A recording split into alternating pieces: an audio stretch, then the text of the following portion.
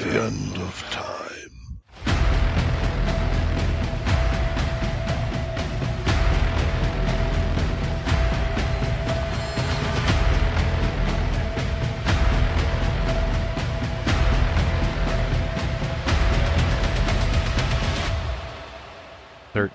O'clock.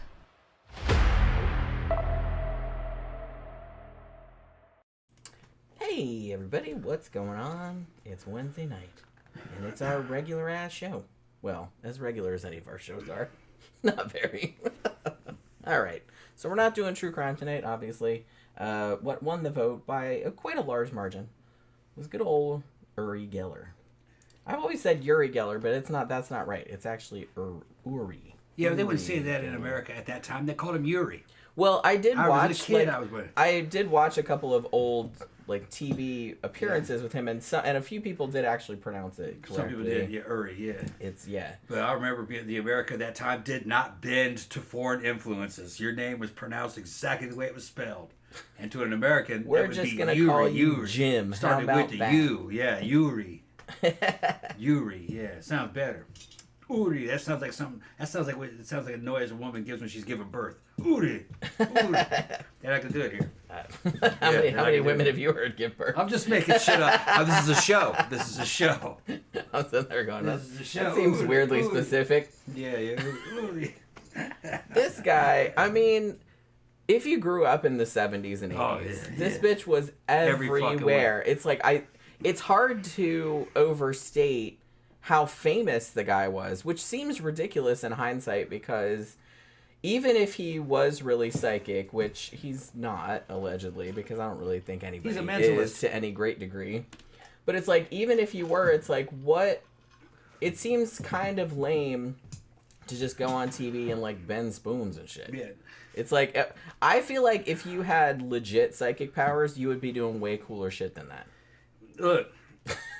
That's all I'm saying. Psi abilities are real, all right? But they don't act this way. They're not a parlor trick. And they've never worked on demand.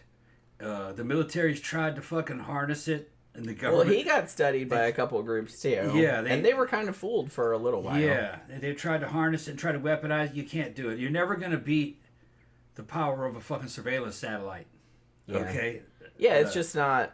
Even if it did, even if it does exist, it's just not reliable enough. What's going to happen is you're gonna have a bunch of government and military fucking departments, and one of them, the Department of fucking Psychic Remote Viewing, is going to say, we think there's a nuclear weapon hidden at this location somewhere in this fucking enemy country. You ought to strike it. The other department's going to go, wait a minute. How do I know this is a real psychic vision you have? Maybe it's just a mistake. You're asking me That's what I'm saying. to bomb this. It seems pointless. By my authority, and it's going to be on me if that isn't there. You're just going by by your psychic one person say so. Yeah. Just give me some satellite telemetry data or some shit like that. Give me something to back me up. Something on this. Objective. Yeah, because they're not going to use it. Okay. I get why they'd want to explore the possibility. But like you said, it's anywhere where like humans are involved, and especially if it's humans getting information by means that aren't immediately apparent. Yeah, and you're using force on living human beings. Yeah, based upon it's like spectral evidence. Yeah, I wouldn't trust it. This is spectral evidence. Yeah, that's what the Salem witch trials was all about. Okay, right. That's how that shit kicked off. So honestly, I don't see it any different. Yeah. So it's like, even if people did have psychic power, and I've heard like people say, I know it's just their say so and shit like that, but I have heard people say it's people have had, I knew something was going to happen before it happened or something like that, and there have been a few scattered cases of shit where it even probably though she's seen me do shit like my dad's dying. Yeah, that's what I mean. So I've seen stuff like that, but like I said, it's not reliable. You don't try to do it. It just happens. It's spontaneous. So, like, it's spontaneous. If they took you in a lab and, like, said, hey, do this, that, and the other thing, you wouldn't be able to do it again. You probably wouldn't be able to do it. So it's like, I don't really see the point. And then people of are like, well, then it must not be real. Taking a piss is real. I challenge you to stand at a urinal and have another man staring directly at your dicks and go, you're going to have stage fright like a motherfucker. Although Tom would probably do it. He's like, yeah, that's right, watch. No, man. Fuck, we used to do it in the Army, trying to do those fucking urinalysis for drug tests and shit. You'd be like, fuck, man, I'm trying, come back later. And fucking, it'd take a long time. Some dudes could do it easily. Yeah, if they don't care that much. Yeah. Well, I think most people, if you're using like a public bathroom, Right. there's a bunch of people in there and it's like super quiet. Yeah. Like nobody. Yeah, wants you to got do a that. dude sitting there fucking, come on, I need a sample. Come on, man. All right, get back to the end of the line. 'Cause you talk about pressure. All right. Well, that's the dumb thing. It's like, look, you're making this take way longer than it needs to, just by stressing people out and not Imagine letting them pee. imagine if you do have certain psi abilities and somebody goes, okay, see it, look for it. Thousands of people depend on you coming up with this psychic vision right now. We're running out of time. People are going to die. Yeah, You're not going to be able to do it. you gotta pee. Yeah. Well, It's too much pressure. No, I'm talking about if it was a psychic ability. Have the Yeah. vision. We need it now. Well, yeah. The enemy's coming. And like I said, Fucking thousands if of people are gonna psychic die. powers You couldn't are do it. real, then they don't work that way. No. You can't really. They're too spontaneous.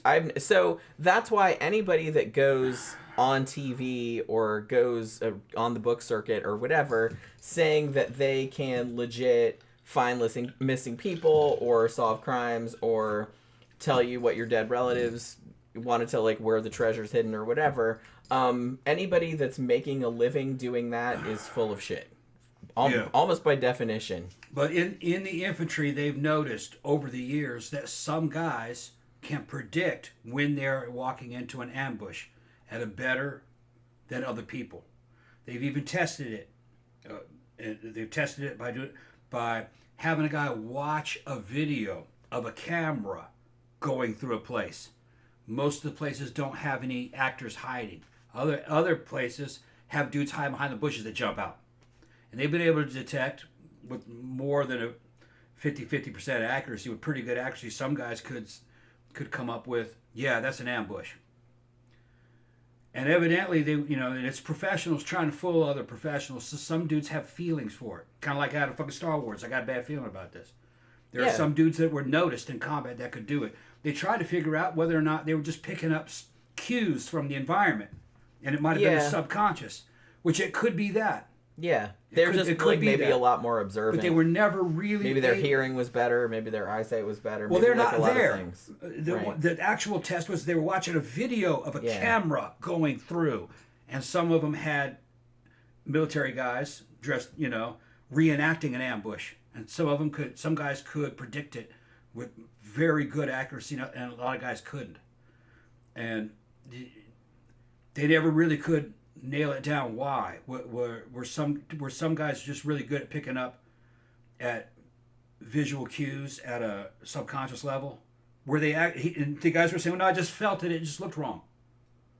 I felt that I was being watched." That kind of stuff. Yeah, but they never were able to nail it down because you can't quantify it. You can't add numbers to it. You can't measure it. It's a feeling that it's you a have. feeling. And everybody has them from time to time. It's a very human thing. Like I said, I don't think there's anything paranormal about it. I kind of do. It's just, I think it's an ability that everyone has to some degree. No. Some people have it, some people don't. Some people just don't have that. Just like some people are really good at basketball and other people aren't. I think some people are good at seeing bad things coming and other people aren't. I think it just has something to do with their consciousness and how their brains work. So, and here's the thing: I don't think intelligence has anything to do with it, because I imagine there are probably certain animals that can do it much better than a human can, and they don't really have a big intelligence. It's just that they're listening to their feelings and their instincts, and those have been around for fucking millions of years. In some ways, they're probably better at it than we are, because they don't have that frontal cortex fucking with you and like telling you, oh, it's just my imagination. It's just your imagination. Yeah, they're not second guessing themselves. Right. Yeah, and I know psychokinesis happens, but it's spontaneous, and it's not under the control of the conscious mind. You've done it, seen it. Other people have witnessed it. Jen wrote books about it. Jen's seen it. Is that a psychic power? Yeah. Other people would call it that. Is that what it really is? Probably not. It's probably some kind of a quantum effect having to do with consciousness and how consciousness interplays with reality, some kind of quantum reality. There must be certain parts of reality that aren't that real. They depend upon the observer, and somehow the observer is altering reality, kind of like the Schrodinger's cat type thing. Is it there? Is it not there? That type of deal. You don't know until you look. If you're not looking at it, then it can be manipulated, which is kind of like a trick, a magic trick, but it really does happen. Just that you can't force it to happen. I would think that if it was a matter of life and death, and you depended on the shit to happen or to save your life, you probably couldn't do it. It'd be just like trying to piss while somebody's staring at your dick or something. It'd be like that. You'd just die. If you weren't thinking about it, though, it could. No, just my experience with it. Now, could Uri Geller do this? Uri Geller, I believe, was a mentalist, which is a type of a magician. He was a good magician. He's a magician, but the thing about it is that it seems like, allegedly, he wasn't really, I say allegedly like all the time because he's very Sue happy and he's still around.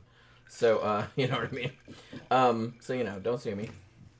I'm just saying that it seems as though he wasn't really, I don't know, he might have believed his own bullshit. He probably does. The best ones do, actually. But he would have made a great magician, like a illusionist.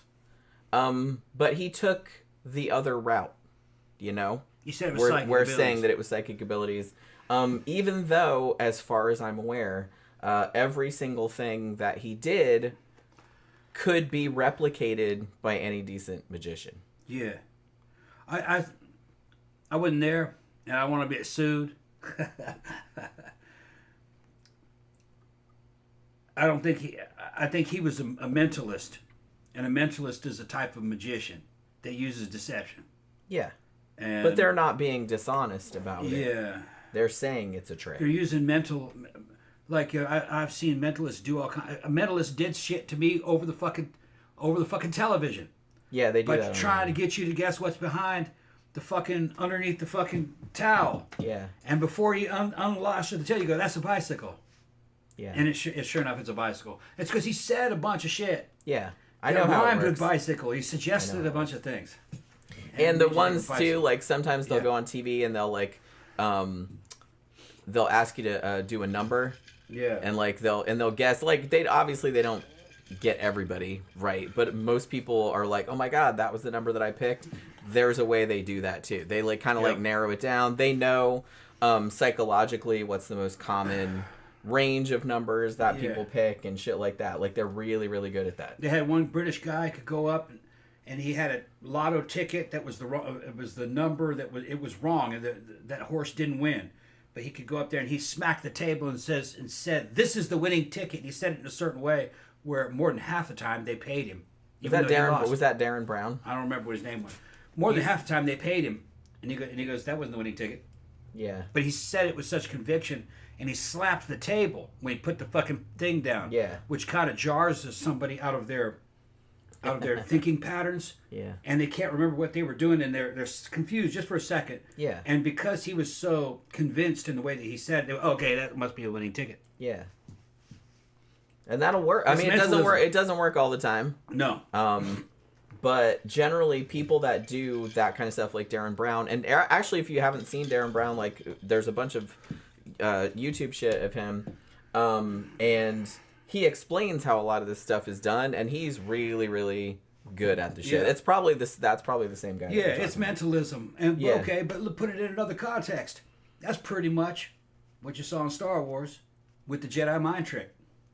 That was the Jedi mind trick. Yeah. It's just that wasn't Hollywood's version Right. of the Jedi mind trick. Yeah, it's a little more. The real Jedi mind trick is mentalism. Yeah. And saying the right things with conviction and slapping the table, and the timing is just right, and it throws somebody out, it confuses them slightly, and they, okay, yeah. Well, they understand psychology, and and the thing about a lot of psychics that make a lot of money at it, I would never shit on their talent for manipulating people and being really good at human psychology, and a lot of them kind of came to it accidentally. Like they just kind of figured it out like through trial and error. Glitches in humans. Just like the same thing with the Jedi mind trick. Luke tried the Jedi mind trick on Jabba. He just laughed.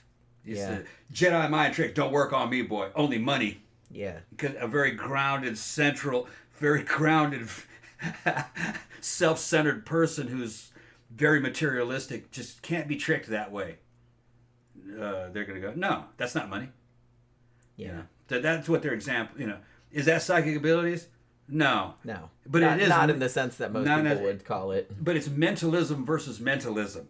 Yeah. It's psychic, or it's, I guess you could say, willpower versus willpower. Some people are just, no. That's what, you know, it's very hard, to be very hard to hypnotize or to a shark. A shark doesn't have any imagination. It doesn't even understand the language. It's just going to eat you. You know, that's, somebody say you can't con an honest man. You can't con a stupid man either. I don't know. No, I don't know about that. Nah, they don't trust you. They don't trust you. They don't trust you. I don't know about that. No, go to the ghetto, go to the hood, try to pull a fucking con on I don't think those people around. are stupid. No, he's going to just go, you're going to try some kind of con game, and he's just going to go, man, get the fuck out of here, you know, just, no. That's not stupid. He didn't have anything to take anyway. That's not stupid. No education. That People doesn't, those two people would things say don't that necessarily equate, though. There you go. Thank you. I'm glad you said that, because some of the Well, no, stupidest motherfuckers I know are educated. Well, yeah, but They're like I just fucking said, I mean, gullible. education helps, obviously, depending on what kind of education you get. But, like, yeah, just because someone's educated doesn't mean they're not stupid in other ways. You can bamboozle them because they have an imagination, and they can say, well, that sounds right, and I kind of like what you're saying. And yeah, that's got to be true. That's got to be true. Because it agrees with their presuppositions anyway, what you're telling them. Well, like I said, that's how sales works on That's people. a pretty common... People want to be... They want something that's going to help them. They want something that's going to confirm their biases. Yeah, right. And if somebody comes at them with a good line, then a lot of times, that's probably going to work. Yeah. Used to sell vacuum cleaners to real rich people. But some of the shit was conned. But I knew I had a good product, and they needed it. They wanted to live in a clean house. They spent a lot of money on a house. So, hey, what's $1,000 on an excellent vacuum cleaner? Yeah, it's not like you were trying to convince them that you were talking to their dead grandma. Yeah, or trying to convince them that burning down their house would yield them 2 houses. Yeah, or something. You know what I mean? Or sacrifice your house and you'll get 2 houses. Yeah, you weren't trying to like get them into a cult or like anything like that. So you know what I mean. So it's all right. They were actually getting something of value. Yeah. You know, so I don't think just building value. They use the same techniques in a lot of ways, but it's not. And like I said, I had to learn a lot about that stuff too because I'm in advertising because I'm a graphic designer and have been for many years. So it's like, so you kind of get versed in that kind of shit. Yeah. It's the same techniques they're using, but I don't mind it as much in advertising because it's not pure deception, really. It's just you're trying to get them to pull the trigger. Yeah. They want it. But they don't want to spend the money.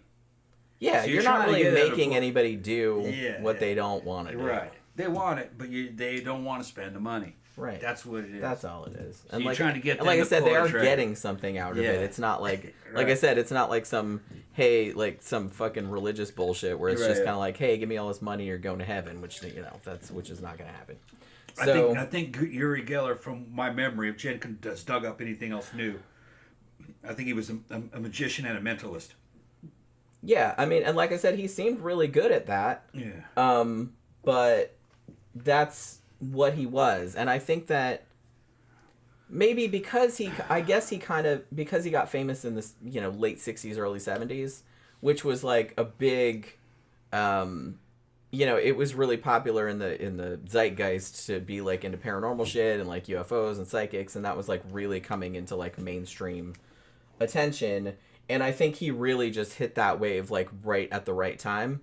So he was just like the right guy that was around. He was kind of good looking. He was, he had that Israeli accent, and he was so he was slightly exotic, and he is very charming and very charismatic, and he came across well on TV.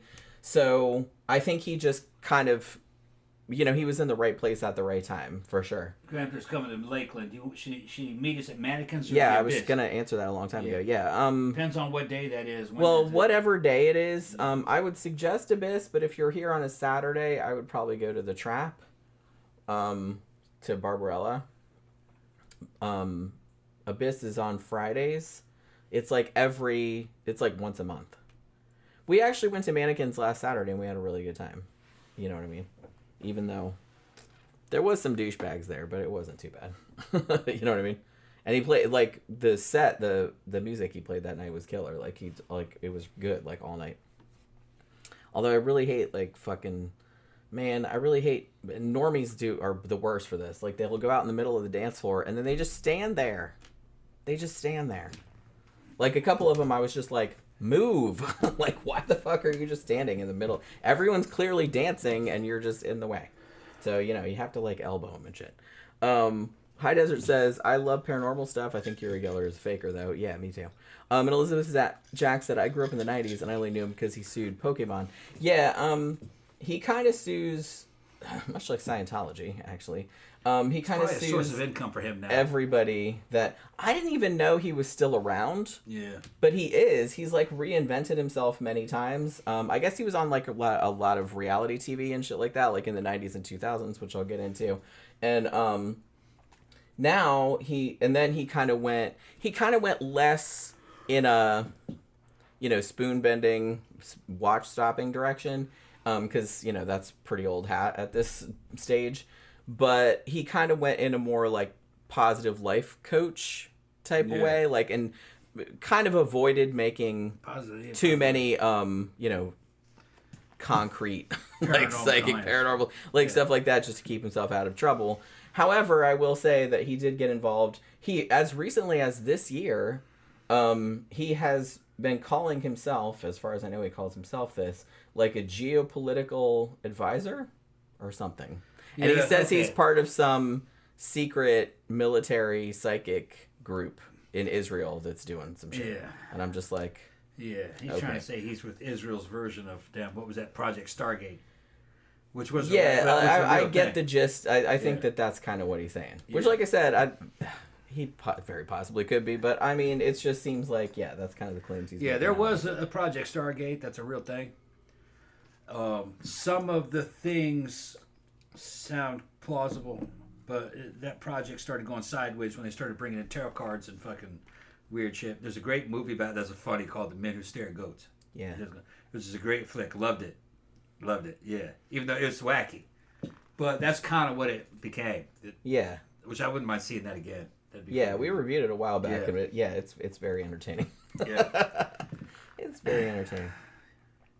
Heider says it's got to be embarrassing to be old and just be known as the spoon bending guy. I mean, that's the thing. He's done so many other things, but because that was so iconic. I mean, he does lean into it. Like I said, there's still pictures of him, like recent pictures of him with like, hey, I have a bent spoon. Like, that's my thing. Remember me? And it's that kind of thing. But it's got to be kind of weird. But, and like I said, if you had actual psychic powers, that's kind of like the lamest. I mean, any child can be taught to do that trick. Like, literally. Do you bend it yourself, or is it pre-bent? There's different ways to do it. It's usually pre-bent or sometimes pre-scored. All right, yeah. Sometimes it depends. If you can bring shit yourself, like, and you bring some like cheap cutlery or something, like you can kind of just and like work it with making it look like you're just doing that. Yeah. You know what I mean? But like they've actually taught classrooms full of children to do this trick like fairly convincingly.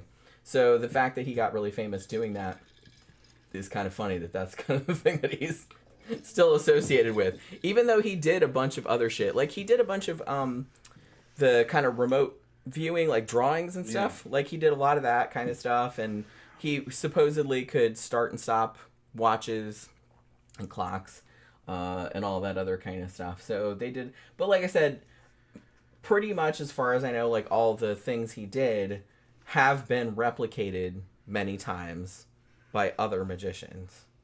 And some of the tricks, I don't know how they do them, but I mean, the spoon bending one, it's usually the most obvious thing, is usually it's pre-bent or pre-scored. Like they'll just kind of loosen it a little bit. So then when they go out there, and he uses a lot of suggestion too, like, cause I saw like a lot of old videos from the 70s and 80s of him on TV, and he would do the demonstration and he would make suggestive comments like, look, oh, it's starting to get soft. It's starting to get, and he'd go like that. And then, but, we'll get into, because here's the thing. Somebody said, well, James Randi really, like, fucked him over or, like, exposed him. But the sad thing about that was, like, that happened. I love James Randi. Like, I was a big fan of his. Well, still is. He's dead now, but he lived till he was like old. He was like 101 or something. And I've read a bunch of his books and shit like that. He was like so cranky, and I love that. And he was a bitch. He fucking hated Uri Geller. Yeah. And in fact, and I think I mentioned this on the show we did a while back about psychics, was that one of the best diss lines I've ever heard was from James Randi. It said, "When I die, I want to be cremated and have my ashes blown into Uri Geller's eyes." And I thought that was so fucking funny. And he actually exposed Uri Geller on Johnny Carson, with Johnny Carson's cooperation, in 1973. I remember seeing recordings. And and it's on YouTube. Like, you can see it, and it's pretty cringeworthy. Like, if you watch it. But, like, the weird thing about... Maybe this isn't weird, because I do understand human psychology and stuff. You would think that would have just, like, ruined his career. It did not. It did, like, the opposite. Yeah. That was probably, like, the thing that launched him into, like, worldwide fame. Because, weirdly, people saw him failing, and they thought, oh, well... his powers must be real because they're limited. Because if it was like he, because he couldn't do it, and it's like all this, you know what I mean. So it's basically the same argument. If you see the new version of Dune, you got Paul Atreides out there. He doesn't believe he's his ass cataract, and because he doesn't believe he's the Messiah, his followers are like, see, he doesn't even believe he's the Messiah, so he's got to be the Messiah. Yeah, basically. Yeah. See, he didn't bend him, so that means he must be able to bend them. Yeah. Because he failed that time. So the other times it worked. If he was if it was a trick, he would have just done the trick. Yeah. That's how that's the logic. That was exactly the logic that. Yeah. If he was really a trickster, he could have tricked it on command. Yeah. But he just couldn't do it. There was a reason for that. Like I said. Because it's a trick. And he didn't have his shit. He didn't have his shit. They used their shit. Randy's shit. Because he needed pre-prepared stuff. Yeah. When you don't have pre-prepared stuff, then you're kind of work. It's not going to work because he had everything worked out ahead of time. Yeah. Which normally, when he was on TV, they would let him do that. Like, he'd bring his own shit and he'd bring his own crew and everything like that.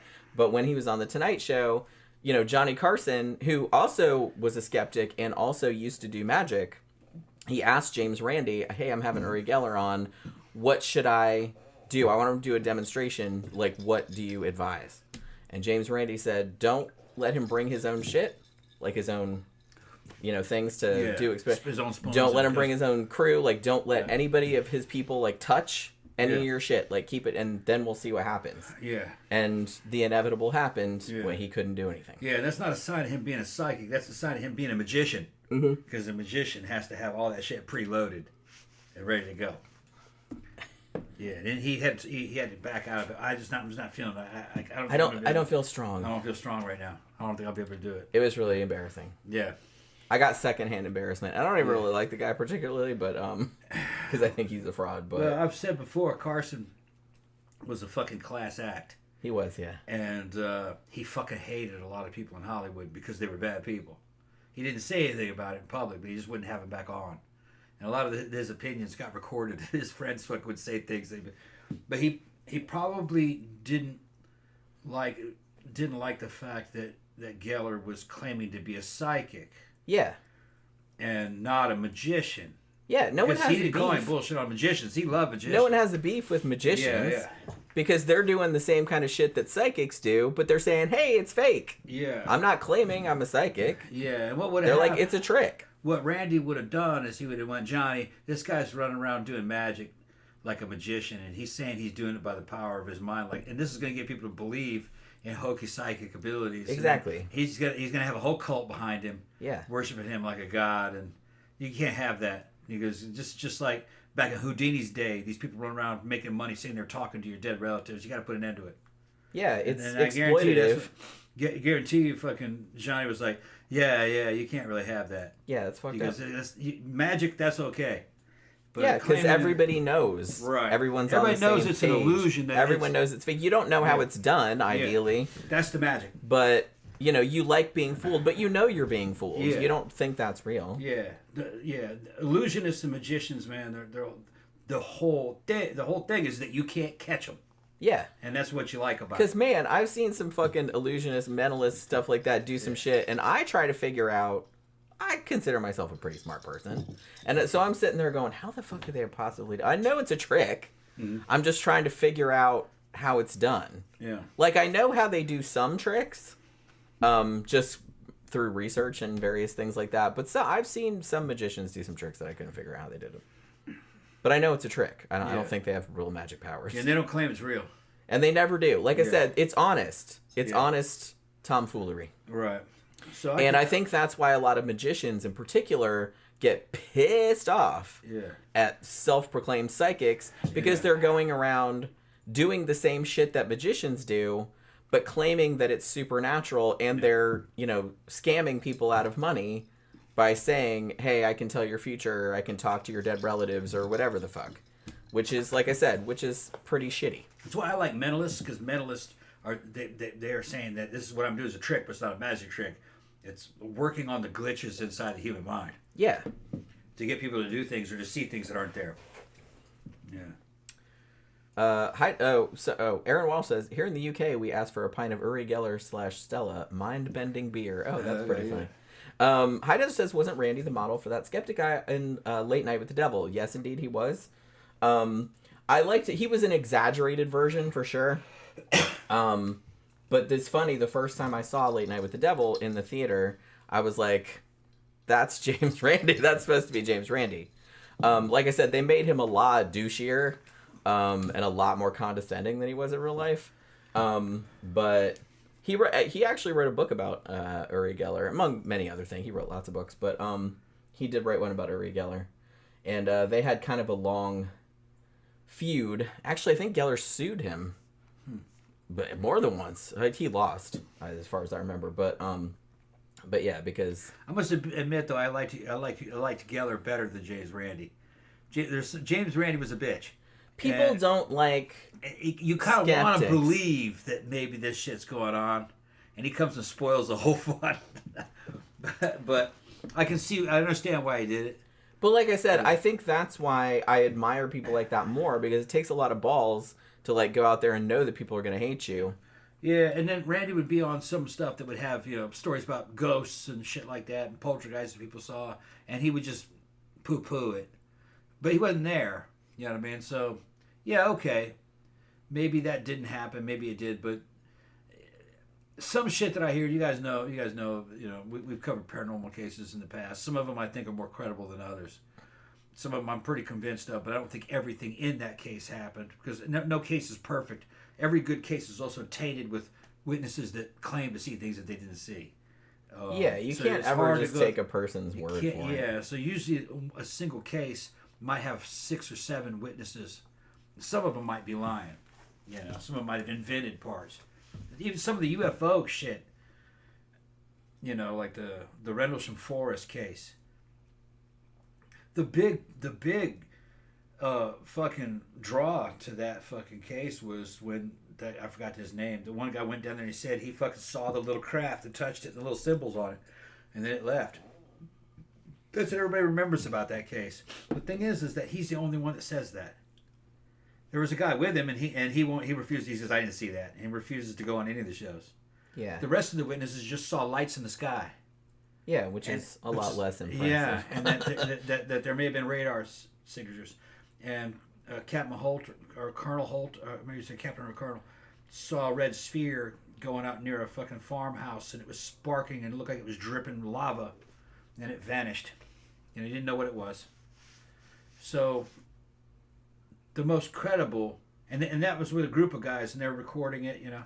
The most credible part of that sighting is the least talked about. There's a group of guys saw lights in the sky, and a beam come down like a laser beam, but everything was inconclusive. Yeah. Just one dude said he wouldn't touch the little craft. It looked like a diamond-shaped thing. Yeah, I mean, it's different when there's a whole bunch of people that separately and individually say they saw this and that, and it kind of matches up. Yeah. But then there's another guy on the other end of the forest that says he touched this thing, and the dude with him says, well, "I didn't see that, any of that." Refuses to talk about it. I'm telling you right now, like, if we saw some extraordinary shit, and then you went out later and said that you saw some shit that we didn't see, I would totally narc on you. I'd be like, we didn't see that. We didn't see that.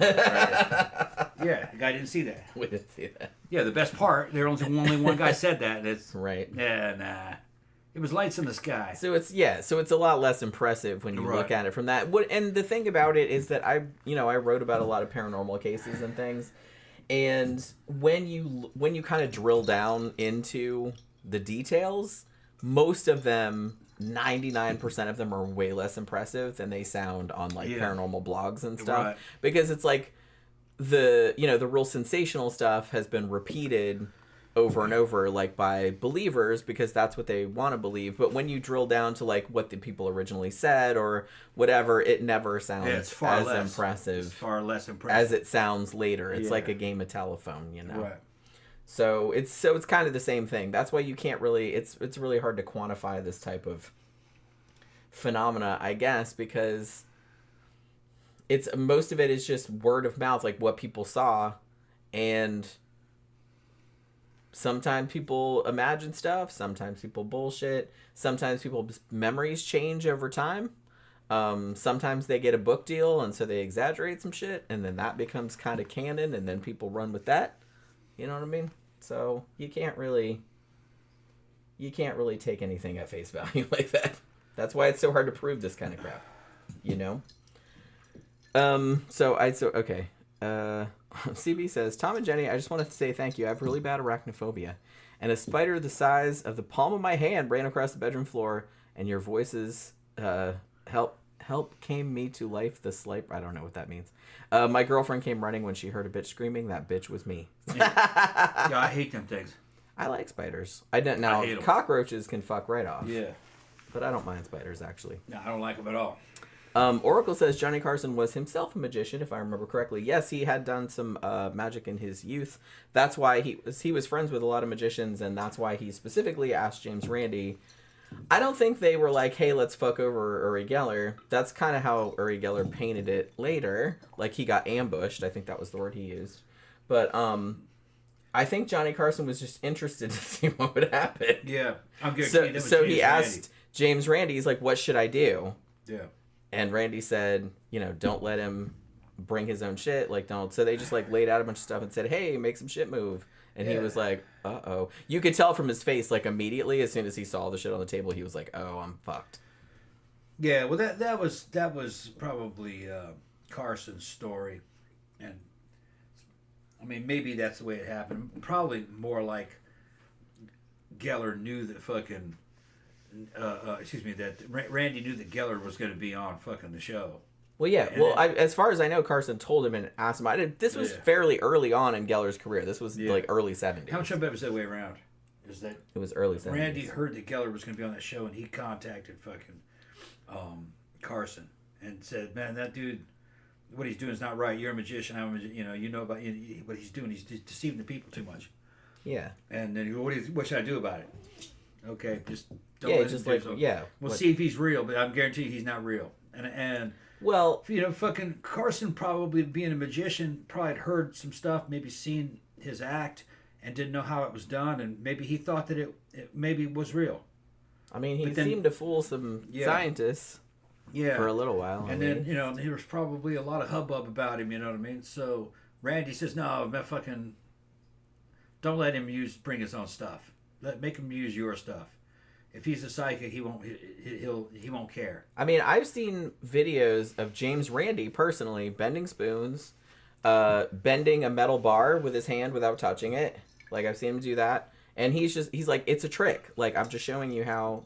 Cause he's like, they do all this stuff like psychics in labs and all this other kind of shit. And he's like, and sometimes even scientists are fooled because they don't have any training in magic or anything like that. But he's like, look, I can do all of this. He can do the same thing. He's like, but it's not psych. It's not. A lot of this shit started in the '60s during the Cold War, when video of a young Soviet citizen moving the compass with her hand. Yeah. Oh yeah. He did that. He did that too. Right. He did that too.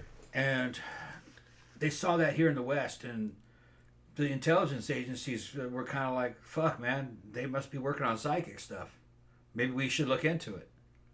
Yeah. And I think they only did it because they saw that shit. Yeah. So then there were other people in parapsychology who says, yeah, there's something to some of this, which there is something to it. But it's not useful. And she wasn't moving the compass with her head. It's a lot of times people they see that old thing and you'll hear it attributed like, yeah, this is Soviet scientists have this woman and they're working on this to fucking, win the Cold War. They're going to do it with psychic abilities and be able to stop missiles and shit.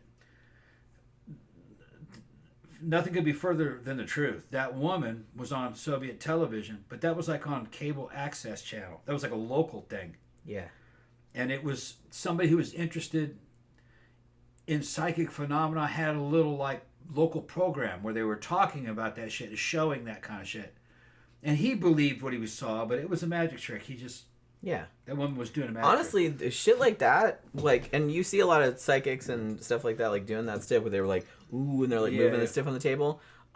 Easiest way to do that, if the shit's metal, they have, like, a tiny magnet, obviously, like, concealed in their hand, but the easiest way to do that is with, like, super fine fishing line. Yeah, and the KGB had nothing to do with it. The Soviet government had nothing to do with that. They had cable access. That's what I'm saying. It's like, that shit, that clip... Yeah. got passed around later on with like all of this context attached to it, which was not correct. It's not correct, right? That was not Soviet scientists, right, studying that. It was a local cable TV access, public TV, basically. Yeah, because the Soviet TV was not commercial, and if you were a local creator, they would give you a time slot in your local area, and somebody got a recording of that show, and it was shown as seen in the United States, and they took it seriously. Which is kind of funny. Yeah, but the KGB, I'm sure they didn't notice it because they immediately knew it was bullshit, or they probably went over to talk to her and says, "What the fuck would you?" She knows it's a trick, because that's what she would have told the KGB because she wouldn't get in trouble.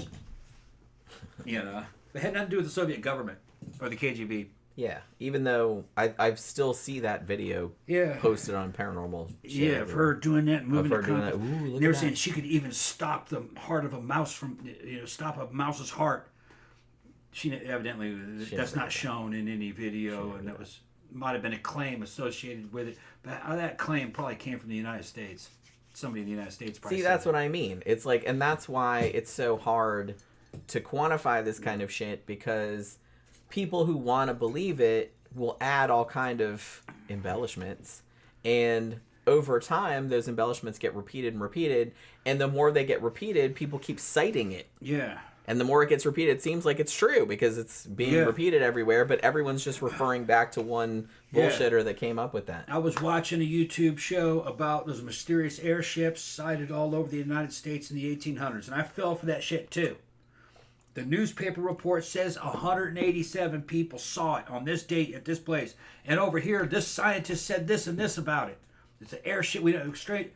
Just because the article said that over 187 people saw it as witnesses doesn't mean those 187 people existed. No. They just wrote it down. Yeah.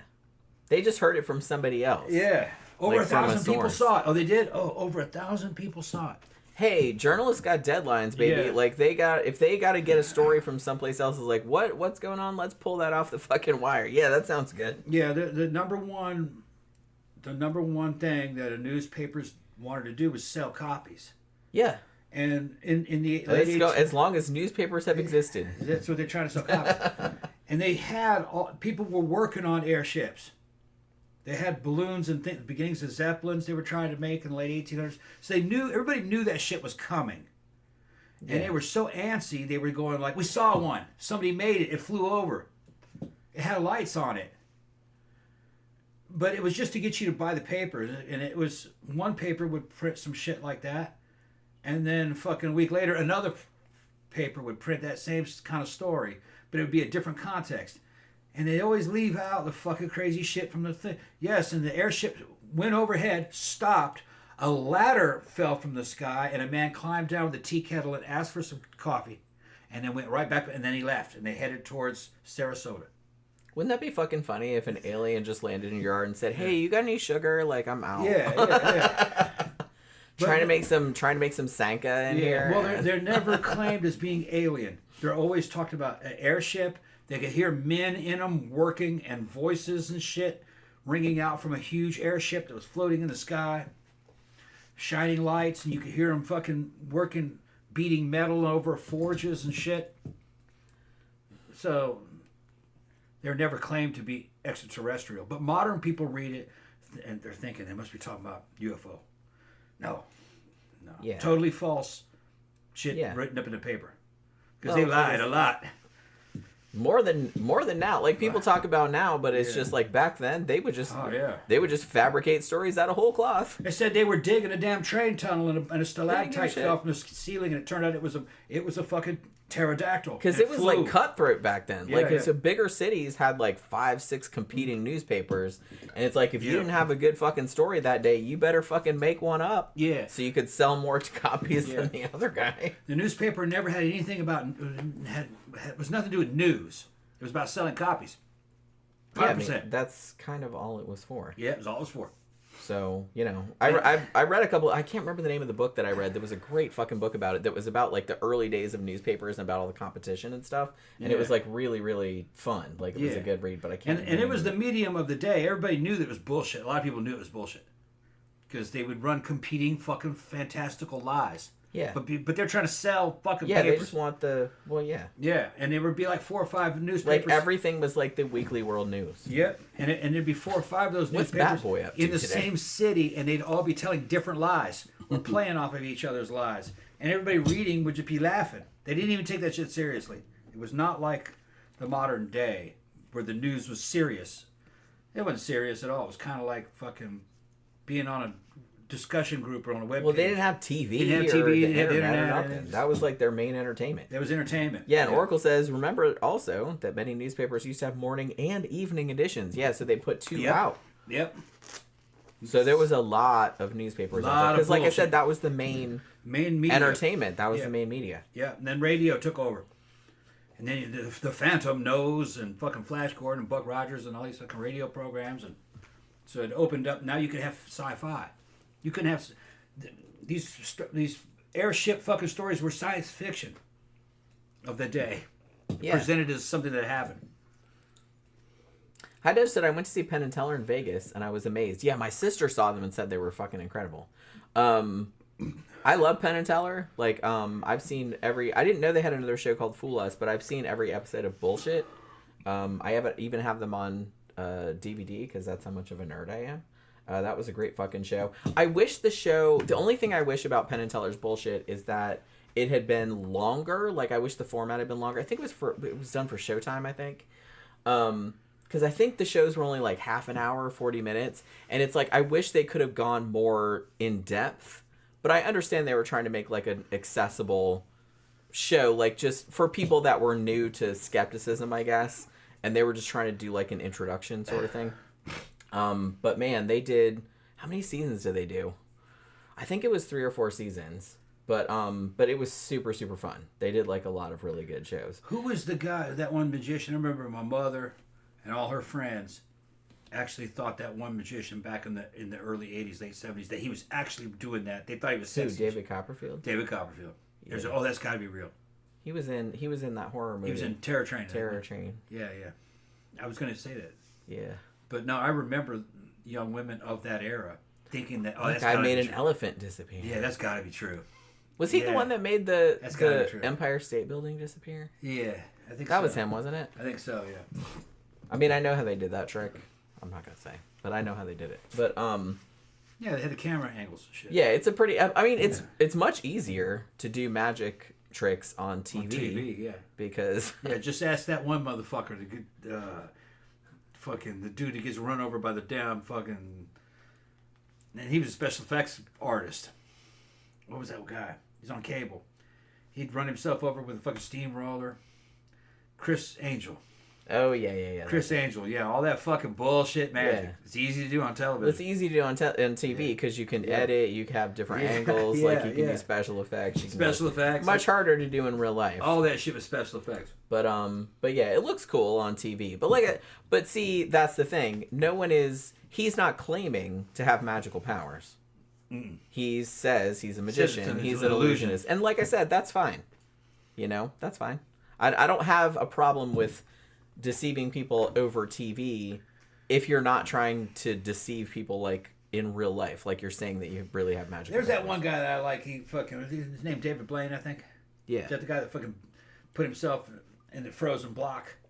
Yeah, I remember Stood there for a long time. He nearly gets killed in these stunts. Yeah. Had himself submerged in the water for fucking 48 hours or a week or something. Nearly killed. Which that was some Houdini shit, like Houdini. Yeah. At least he was doing real physical stunts. You could die doing that stuff because some magicians, because there's a very dangerous trick where they bury themselves alive and all that, like in a coffin and stuff, and a couple magicians have died doing that. I saw that on television. Yeah, there was one very famous. It's happened more than once. Yeah. But like a couple magicians have died doing that trick. Yeah, killed him on television. But that one magician, that was very famous. Yeah, they were burying him with a fucking bulldozer, and you just because that was real. They really did bury him, and it was live, and you just see it go, poof. And everyone was like, "Oh shit!" And then they cut, and they didn't come back. No. And they announced later that he had died. So, like I said, some of the tricks, particularly the more Houdini like escape type tricks, were dangerous. You could die doing those. So it's not like that was. It's a trick, but it's still dangerous. Yeah. Just like the one where and Penn and Teller have done this one too with shooting at somebody and they catch the bullet in their teeth. Yeah. That's a pretty common trick that some hardcore magicians do. If shit goes wrong, it is a trick, but if shit goes wrong, you could still get killed doing that. Yeah, there was an Old West guy that got killed by doing that in one of the Old West towns. Fucking, he was catching bullets in his teeth. And this is time in the West where fucking dudes carried pistols. Everybody had pistols in the audience. So he said, "Catch this one." And he shot it right and killed him. They're like, bro, that's not cool. He thought he could do it. Like, okay, catch this one. The ultimate heckler. Yeah. I think he thought that the guy could actually catch it. No, it is a trick. Yeah, he thought he could catch it. It's still dangerous. Yeah. But they're not actually like shooting a fucking live round at somebody. Yeah. Why would you do that? Guy was probably drunk too.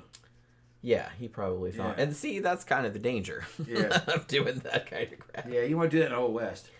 No, not a good idea. Like it's good if you want to do that trick, and I saw Penn and Teller do it, and a couple other magicians have done it, but you want to do that in a very, very controlled environment. Yeah, there's no bullet in the gun; it's a blank. Yeah, but like I said, shit can still go wrong. Look what happened to Brandon Lee, for heaven's sakes. Yeah. Which wasn't a magic trick, but it was a movie set and it was supposed to not happen. Yeah, but, he got killed by a blank. And he got killed, so it does happen. Yeah, and I researched how the fuck did that happen. There was a barrel obstruction. Is what happened. Yeah. There was a bullet lodged in the barrel. Yeah. Because they got a dummy round mixed in, and they touched off a dummy round. It was used for a shot. It was live primed and everything. Yeah. And somebody shot that, and it doesn't make a noise if you do that. There's no charge in the case, but it had a live primer, and the primer just had enough energy to put a projectile in the barrel. And when they ejected that shit for another shot later, they didn't notice that projectile was missing out of those six like the dummy worst cases because they needed a shot of the revolver being loaded with live rounds. Yeah. So you needed something to look like live rounds. And then later on, that pistol was handed out for a scene that was filled with blanks. When it got fired, that blank, the blank forced that projectile down. And I think it was a .44 Magnum revolver, if I remember correctly. And that blank fucking drove that bullet down that revolver barrel. And it killed him. And it hit him with about the force of a .44 Magnum. Because it was a hot loaded blank, so you could get a lot of muzzle flash out of it for the camera. Poor Brandon killed him instantly. I mean, 44 Magnum doesn't make any excuses for you. It's just fucking sad. It's like the worst. That's the worst fucking luck that happened like that. Yeah, at least he was killed instantly. He probably didn't know. He didn't know it hit him. He didn't know it hit him. But like, still. That's still pretty horrible. But the thing about it is that now that we're talking about like all these super actual dangerous magic tricks, like the ones that Houdini used to do and stuff like that, like water escapes and stuff, which you could actually die doing them hypothetically if, you know, something went wrong. Now I'm kind of like, maybe Uri Geller isn't as dumb as I thought, because, I mean, he's sticking to pretty innocuous, harmless tricks. I mean, it's hard to get killed bending a spoon, you know? It's so maybe he knew what he was doing after. Well, he clearly knew what he was doing because he became a fucking millionaire. And and he got super, super famous. Like, everybody in the world knew who he was. So, you know, who am I to judge? Obviously, he read the room, and he was really good at that. And let me see. I was going to say, CB says, Uri Geller refused to do stuff with Jimmy Savile because he didn't like his energy. I don't think you have to be psychic to have figured that out, though. Just going to say. Because Jimmy Savile just seemed like a fucking creep from the get-go. Yeah. So. He was an old... That doesn't take psychic powers. Old pederast. To figure that out.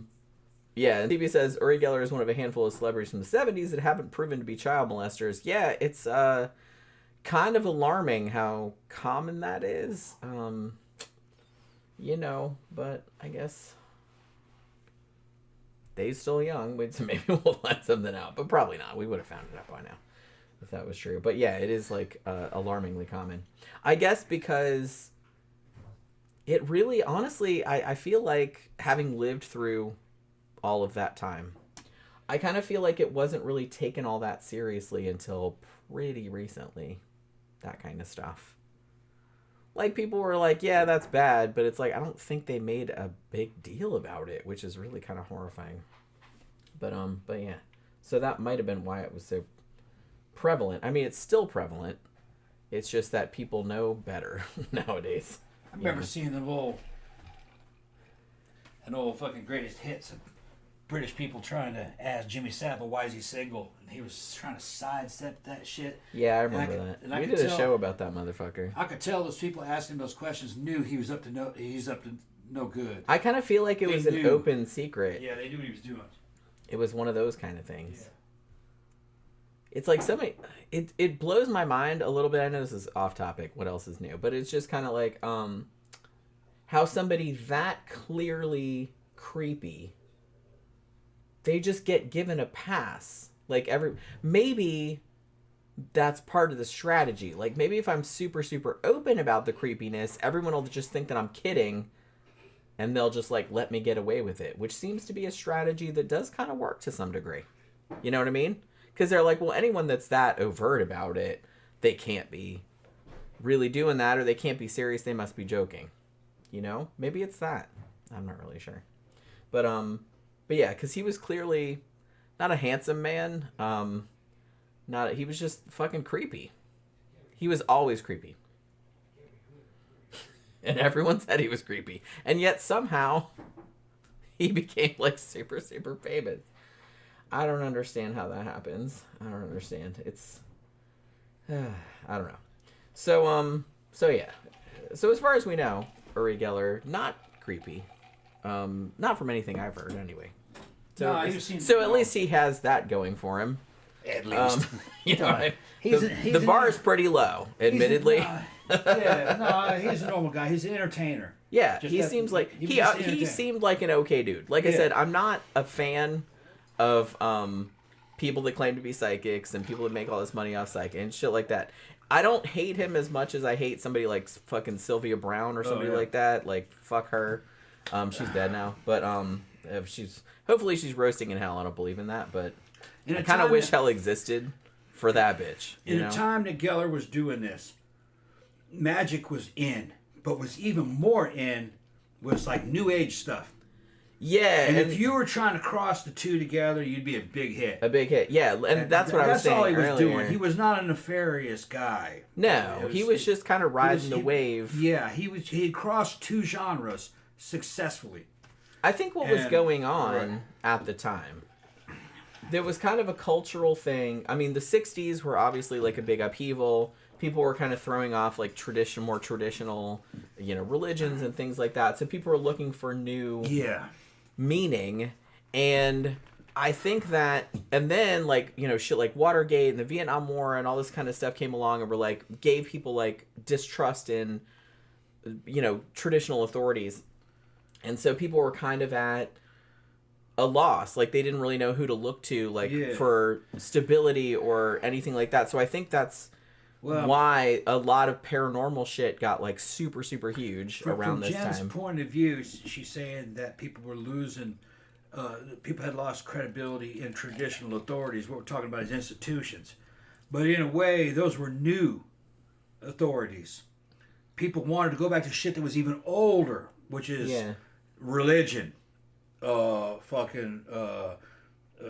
primal experiences and shit, psychic abilities, witchcraft, shit like that. So yeah, people are going back to like a time before, to before the complication of things, a time of magical kind of like that was more spiritual. It's more spiritual things. So it's not so much like a fucking we're moving forward into a high tech land where governments are now obsolete. No, people were reverting backwards.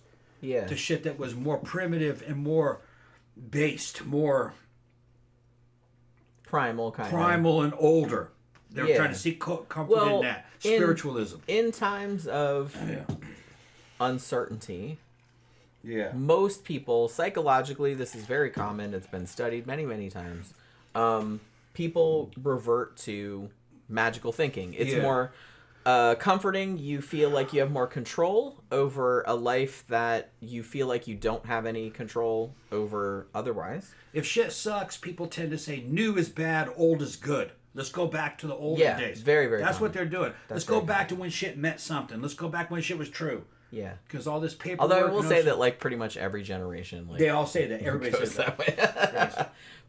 Stuff was much better back in my day. And no matter what time you're living in, you always think you're in modern times. Yeah. People technically thought, that's true. Yeah. You are always in modern times. In the medieval period, people thought it was the modern times.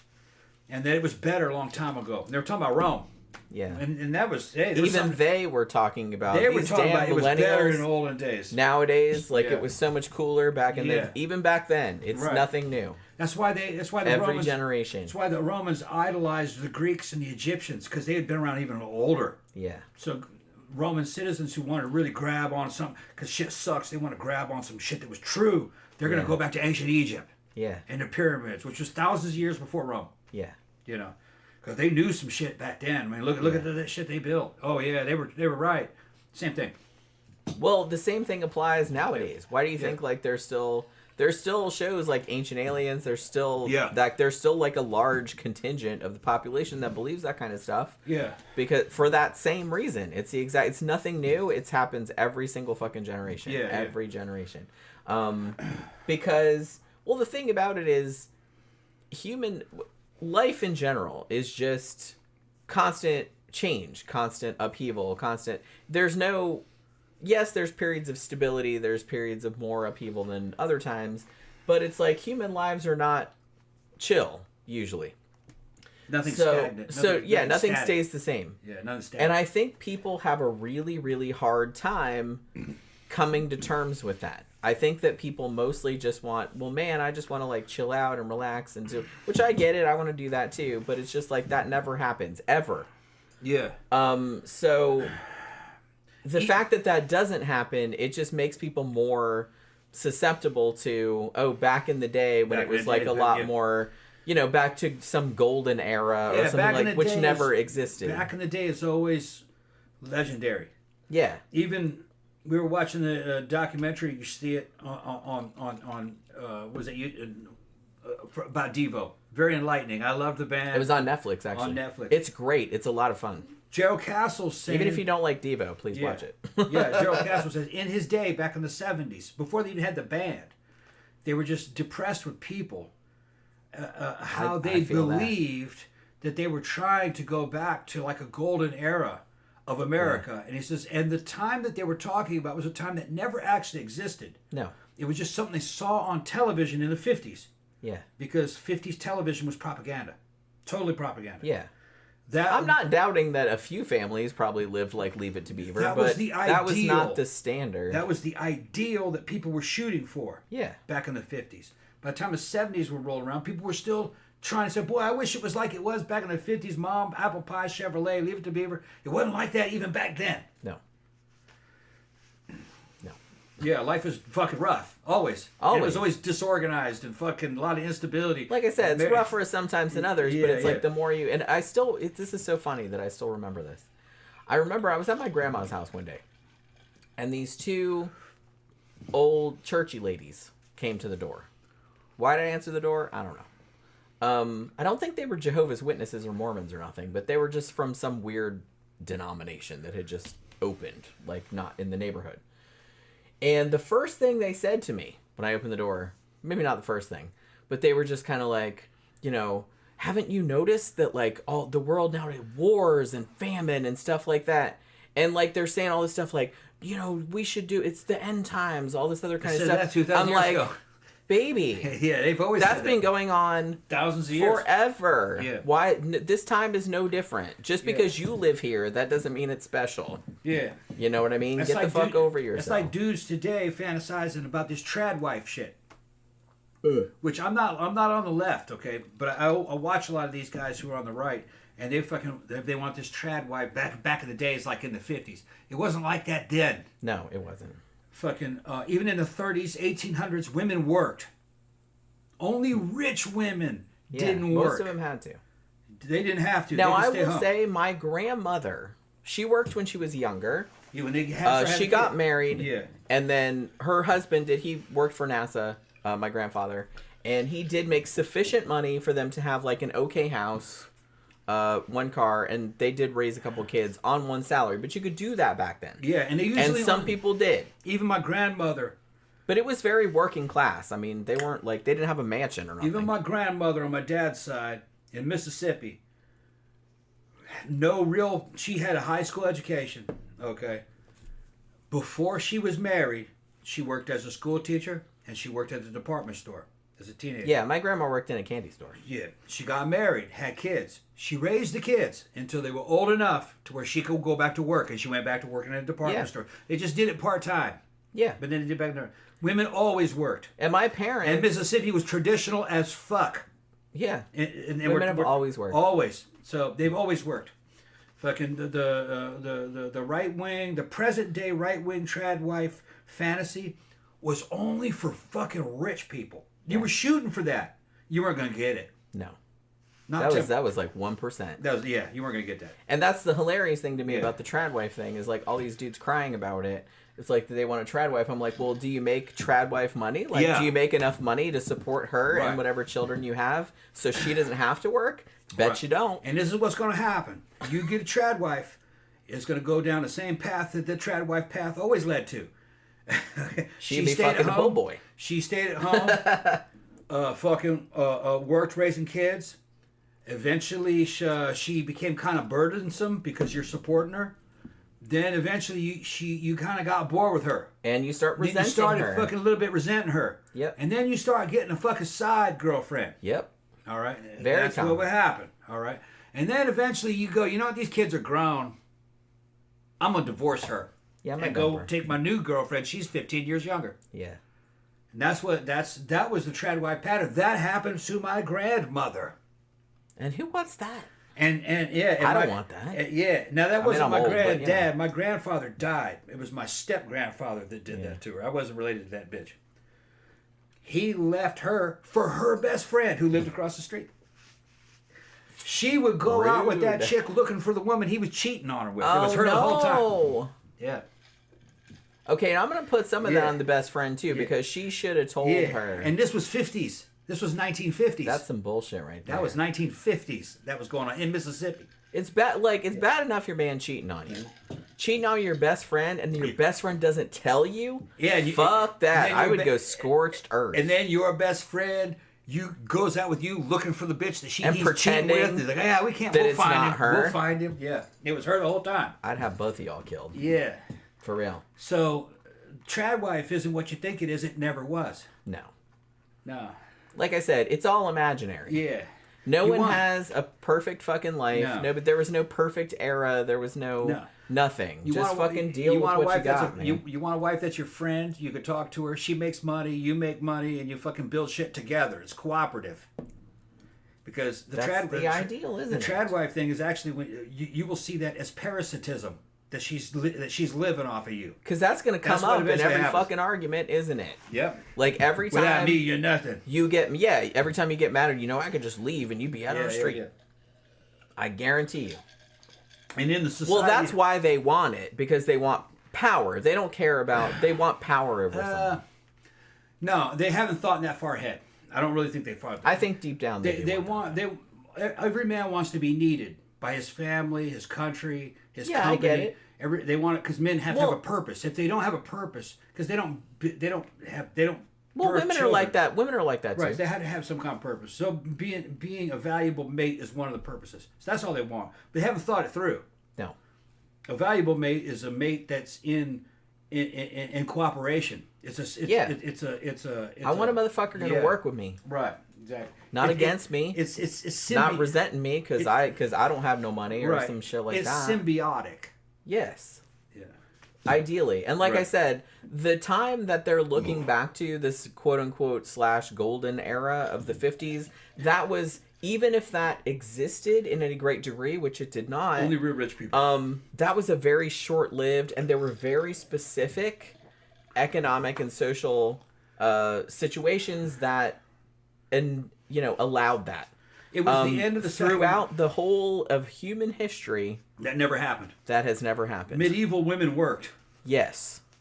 Roman women worked. Harder. They all worked. Than most people do nowadays. Most of them had to. Most of them worked on their families' farms, and they were making food and raising children. Yeah, and that's like dawn to dusk. That's hard work. That's hard work. That was and they didn't have any modern conveniences or nothing. All had to be done by hand. It took all day. That's why they died young. Yeah.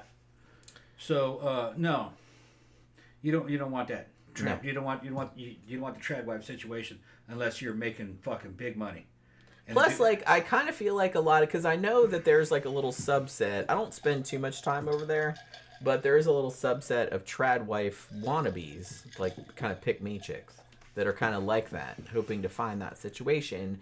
And I kind of feel like the same thing. It's like, I think if you got in that situation for real, you would not like it. Yeah. The modern day right wing trad wife, unfortunately, if you've actually studied she's an ex OnlyFans girl. She's fucking sick of that. She just wants to be taken care of. Yeah, that's a gold digger. Yeah, well, she's just gonna put on this fucking 50s outfit and she'll probably be good to you as much as she can, but she's a gold digger. Yeah. It's just she's just repackaging it. I think that's probably essentially all it is. The truth is in the middle. Be a normal freaking person. Be useful. And here's the thing: the trad wife, the real trad wife in history, when she had kids, she took off from work for a couple years until the kid was old enough for a babysitter. If they were old enough to, and then she went back to work. And they did that. We were doing that in the 30s and the 20s. My grandmother. Yeah, like I said, it's not as common as it's portrayed. Mm-hmm. That there was like the dad that worked and the mom that stayed home. No, that was a 1950s fantasy. I mean, I grew up very poor, working class, and it's just like I didn't really know. In case you haven't seen the show before, I already explained it.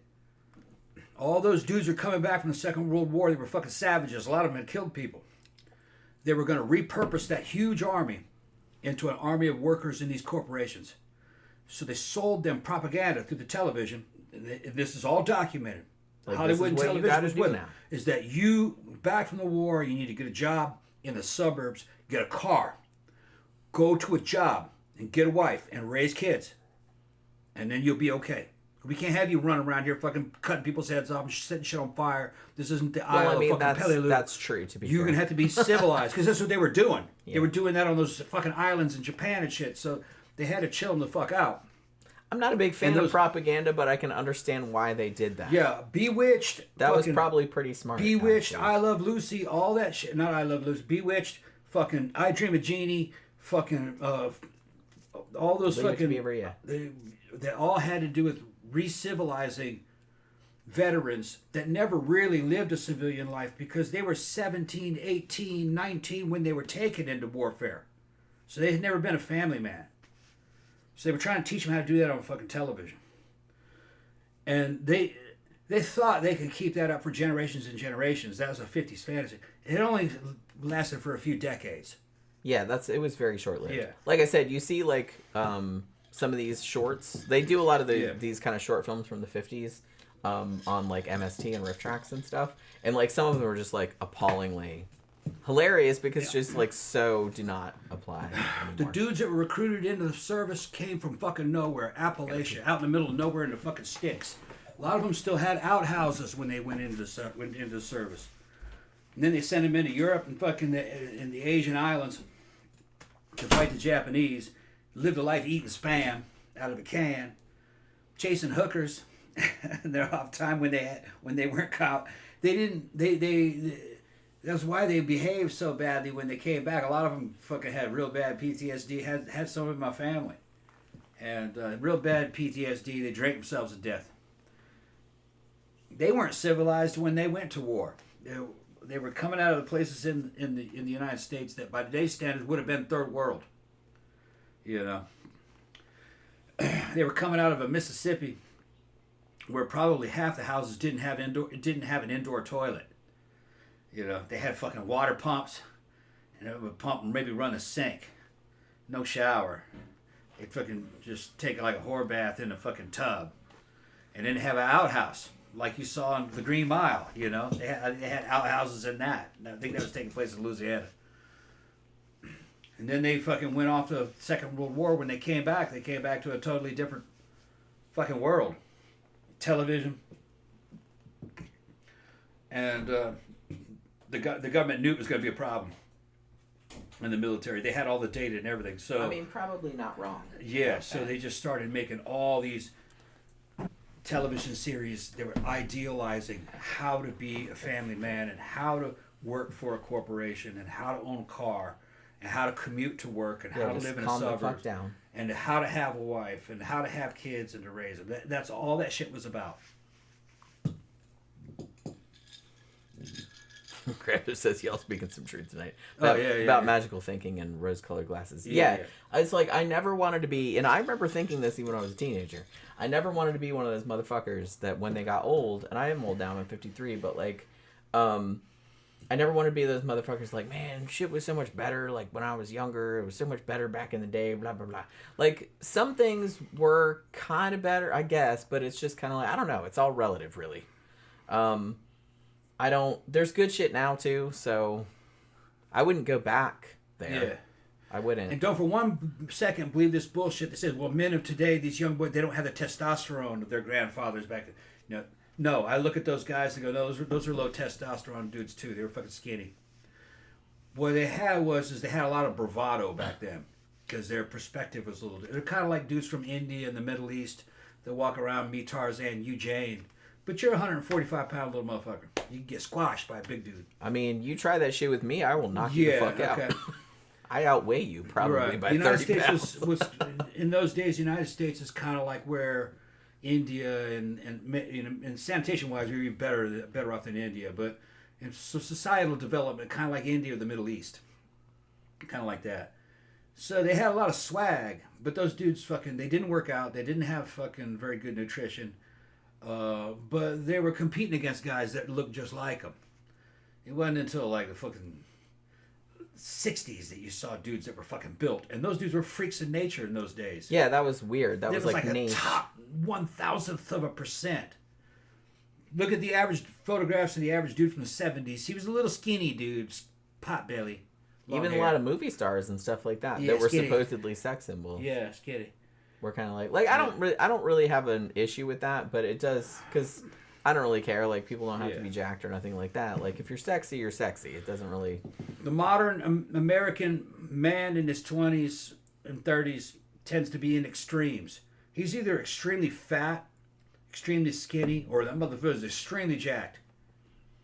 Like they didn't have dudes like me at my age 20 years ago, but also in the 70s you didn't have fucking 20-year-old dudes that are jacked and bigger than fucking Arnold in every local gym. There's more of those guys today than there ever was in the 70s. Yeah. That was only out on Muscle Beach.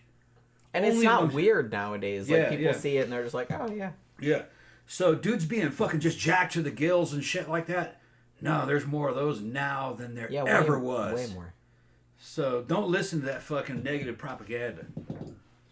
Yeah. They got dudes that are fucking in the gym, fucking 25 years old, and just got, God damn, that motherfucker's bigger than Lou Ferrigno. You know, that motherfucker, and he's not getting any attention. You know who? Because there's a lot of them. Right, yeah.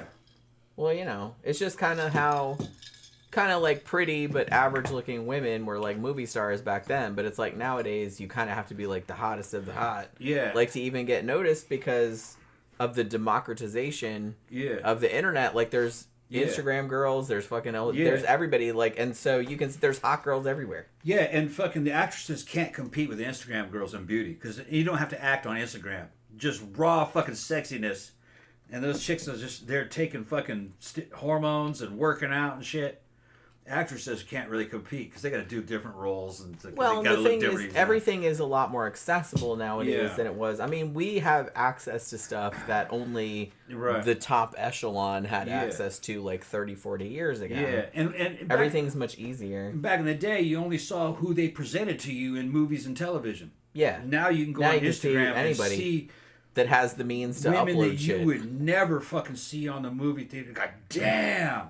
Like, you know, for instance, like short, 30-year-old muscle black chicks. You're not gonna see that in a movie of the 70s. No. But you can see it on Instagram. You go, oh wow, man, she's fantastic. Or just varieties that demographically they're not gonna show you because they can't make money in movies. That's the coolest thing about the internet, I think. Right. It's very punk rock in that way. It's punk rock. It's not playing by any rules. That was like the punk ideal, like that anyone could do the shit by their own. Yeah, by their own power. You know, obviously there's downsides to the internet too, but honestly, growing up when I did, and when he did, it's just kind of like DIY. Like that was a very punk rock thing, like in the 70s and 80s when we were growing up. And it was a lot harder to do back then because you didn't have the means, you couldn't afford it. And it's like, and now it's like so easy, like anyone can do it. And I think that's awesome. Yeah, like people will say, yeah, man, bodybuilding sucked, man. The golden era's over. You're never going to see Muscle Beach and fucking Gold's Gym and shit with all. That was an entirely different era. If you look at those guys competing on Muscle Beach, those are losers. The real dudes are on fucking Instagram. So they don't give a shit what some judge in California says. They're gonna get on the fucking Instagram themselves and dress up in costumes and fucking see how many likes they can get, how many followers, and they're making money too. There's just a new way. Yeah, they get sponsors and stuff. It's just a new way of doing. You don't need Muscle Beach. Nah. And IFBB and all that. That's what I mean. There's not a top down. Yeah. Like I said, that was kind of like the punk rock ideal, which is why I like it a lot. But you know, there's a lot of downsides to it. There's downsides to everything. Everybody has to monetize themselves in their own way. It is harder to get noticed. I think that's kind of one of the biggest downsides because there's so many. I mean, there's so many fucking talented people out there, so it's hard to get noticed because you have to be kind of more extreme. It's a huge sea. Yeah. And so that does prioritize people that are more extreme to whatever that means, and sometimes that's a bad thing. Yeah. But, you know, like we got this guy named Kai Green. Bodybuilding's usually kind of it's something made up by dudes, and it was kind of stiff and there was in a way kind of a fucking limitizing kind of fucking non-artistic kind of lameness to it. But with Instagram and shit, you got guys like Kai Green who came from that background. He's wearing this big old huge black dude with fucking long fucking braids in the back of his hair, and he'd wear these fucking hoods and cloaks and sexy sorcerer outfits and putting on shows and shit that he never would have done back in the day. He goes to China and does that. Yeah. You know what I mean? Which is just like a multimedia version of what bodybuilding is. It's a show now. You know what I mean? And you don't worry about judges. It's just how much of an audience you can attract. Yeah. Fuck those judges. It's the crowd that decides. You know? That's the way it should have been. Better or for worse. That's the way it should have been. It's a popularity contest. I mean, bodybuilding's a fucking beauty contest, and the people decide what beauty is. Yeah. I just look at it that way. Yeah, so I'm not bothered. I know some people are kind of like, oh, the internet, it's like, you know, social media, it's like the end of the world or whatever, but it's just kind of like... It's the end of organization. It has downsides for sure. You know, and some of them quite dark, but... It's pure Darwinistic evolution. Honestly, in the aggregate, like, I'm pretty positive yeah. about it. Like I said, growing up in the era that we grew up in, this is kind of like, and for somebody who's like a fucking introvert like me, all of the shit that's happened is like my fucking dream come true. I'm like, you don't have to like call people on the phone or like see them face to face. That's fucking awesome. You can like email people, you can just Zoom them. Like, you don't have to like interact with people in real life. That's fantastic. I love it. You can hide. Yeah, I love it. Yeah. It's taken so much stress off of me. Work from home. You know what I mean? Most of New York and California is actually and like I said, Florida, I'm finally. I mean, I didn't work from home for many years because, like I said, if you don't know, I'm a graphic designer. That's what I've been doing since 1997, and I've usually worked in publishing a lot. I worked at newspapers. I worked at just direct mail. I've done all that kind of crap.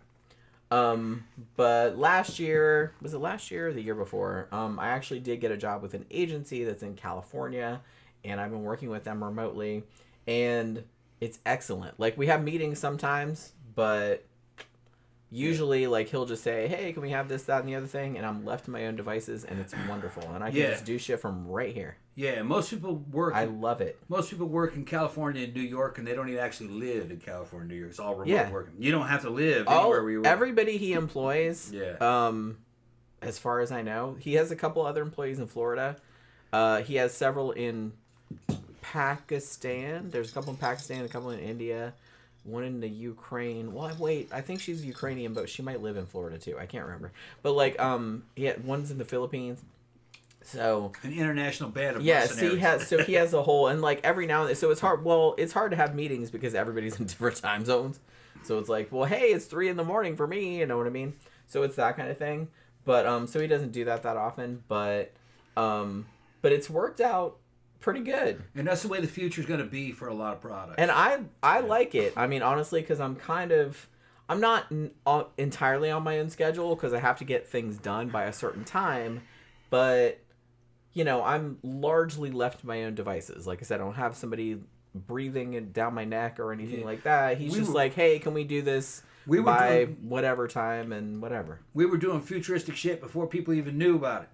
Fucking, and like, for instance, Jen already using artificial intelligence to help I have been for a long time. The future will be how well can you manage an army of artificial intelligence programs for you?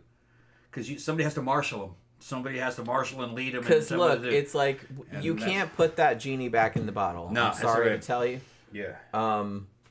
The only thing we can do with it is just jump on it and ride the fucking lightning. You gotta evolve with it. Pretty much. That's all you can do. And well, just like any new technology, everyone's freaks out about it at first.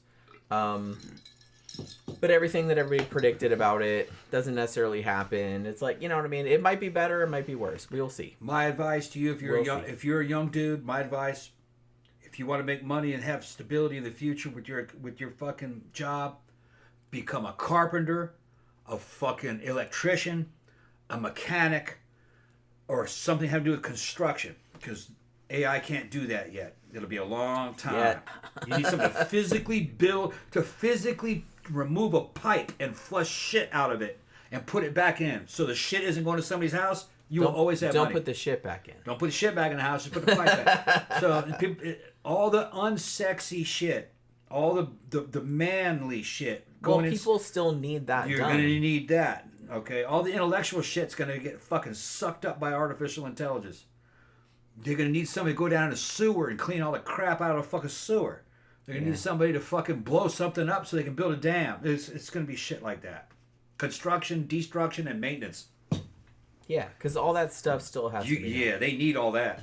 I mean, eventually they'll have robots that can do all of that, I'm sure, but... And then have somebody has to deploy those robots, though, and there's going to be limits to that, too. Well, like I said, you can't predict anything. You can't predict, right. You just got to kind of roll with it. It's going to be hard to get a robot to get up on top of the roof and replace all the shingles. They tried it with Mexicans. Mexicans go up there, but now they're getting rid of the Mexicans. Americans are going to have to do it. Yeah, we'll see how that Fucking nobody wants to get on top of that roof to play shingles. I don't want to. But in this state, you have to every 10 years. Every 10 years, you have to do that shit. Or they're trying to get rid of that. They want to insure you. Yeah. Assholes.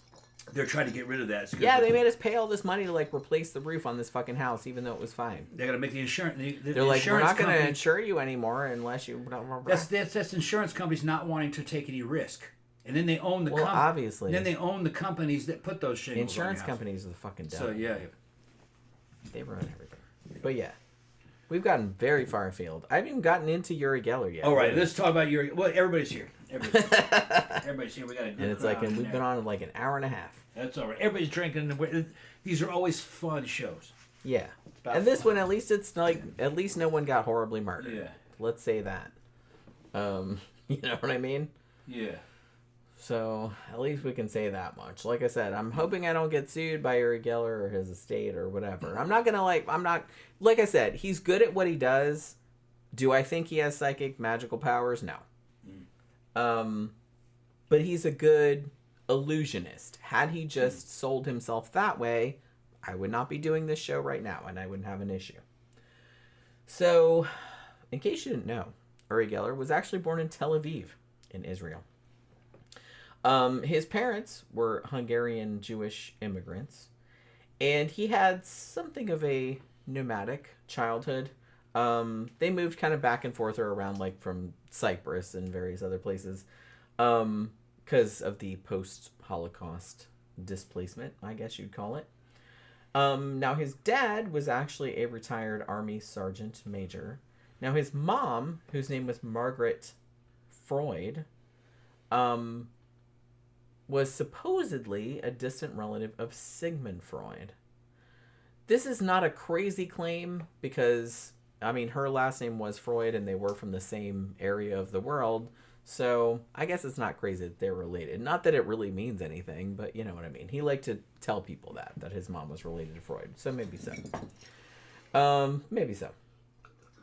Now, according to him, and like I said, anything you say, allegedly, anything he says, allegedly, like, take it with a grain of salt, because a lot of these psychics, magicians do this too, but they're not bullshitty about it, is that they will try to mythologize their childhood or their upbringing.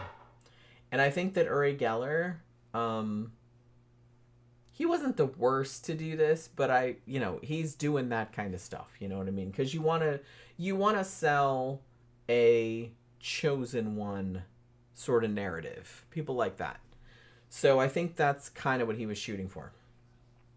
So he says that when he was a little kid, like around 5 years old, that he encountered a mysterious ball of light that came down from the sky to him when he was in a garden in Jerusalem.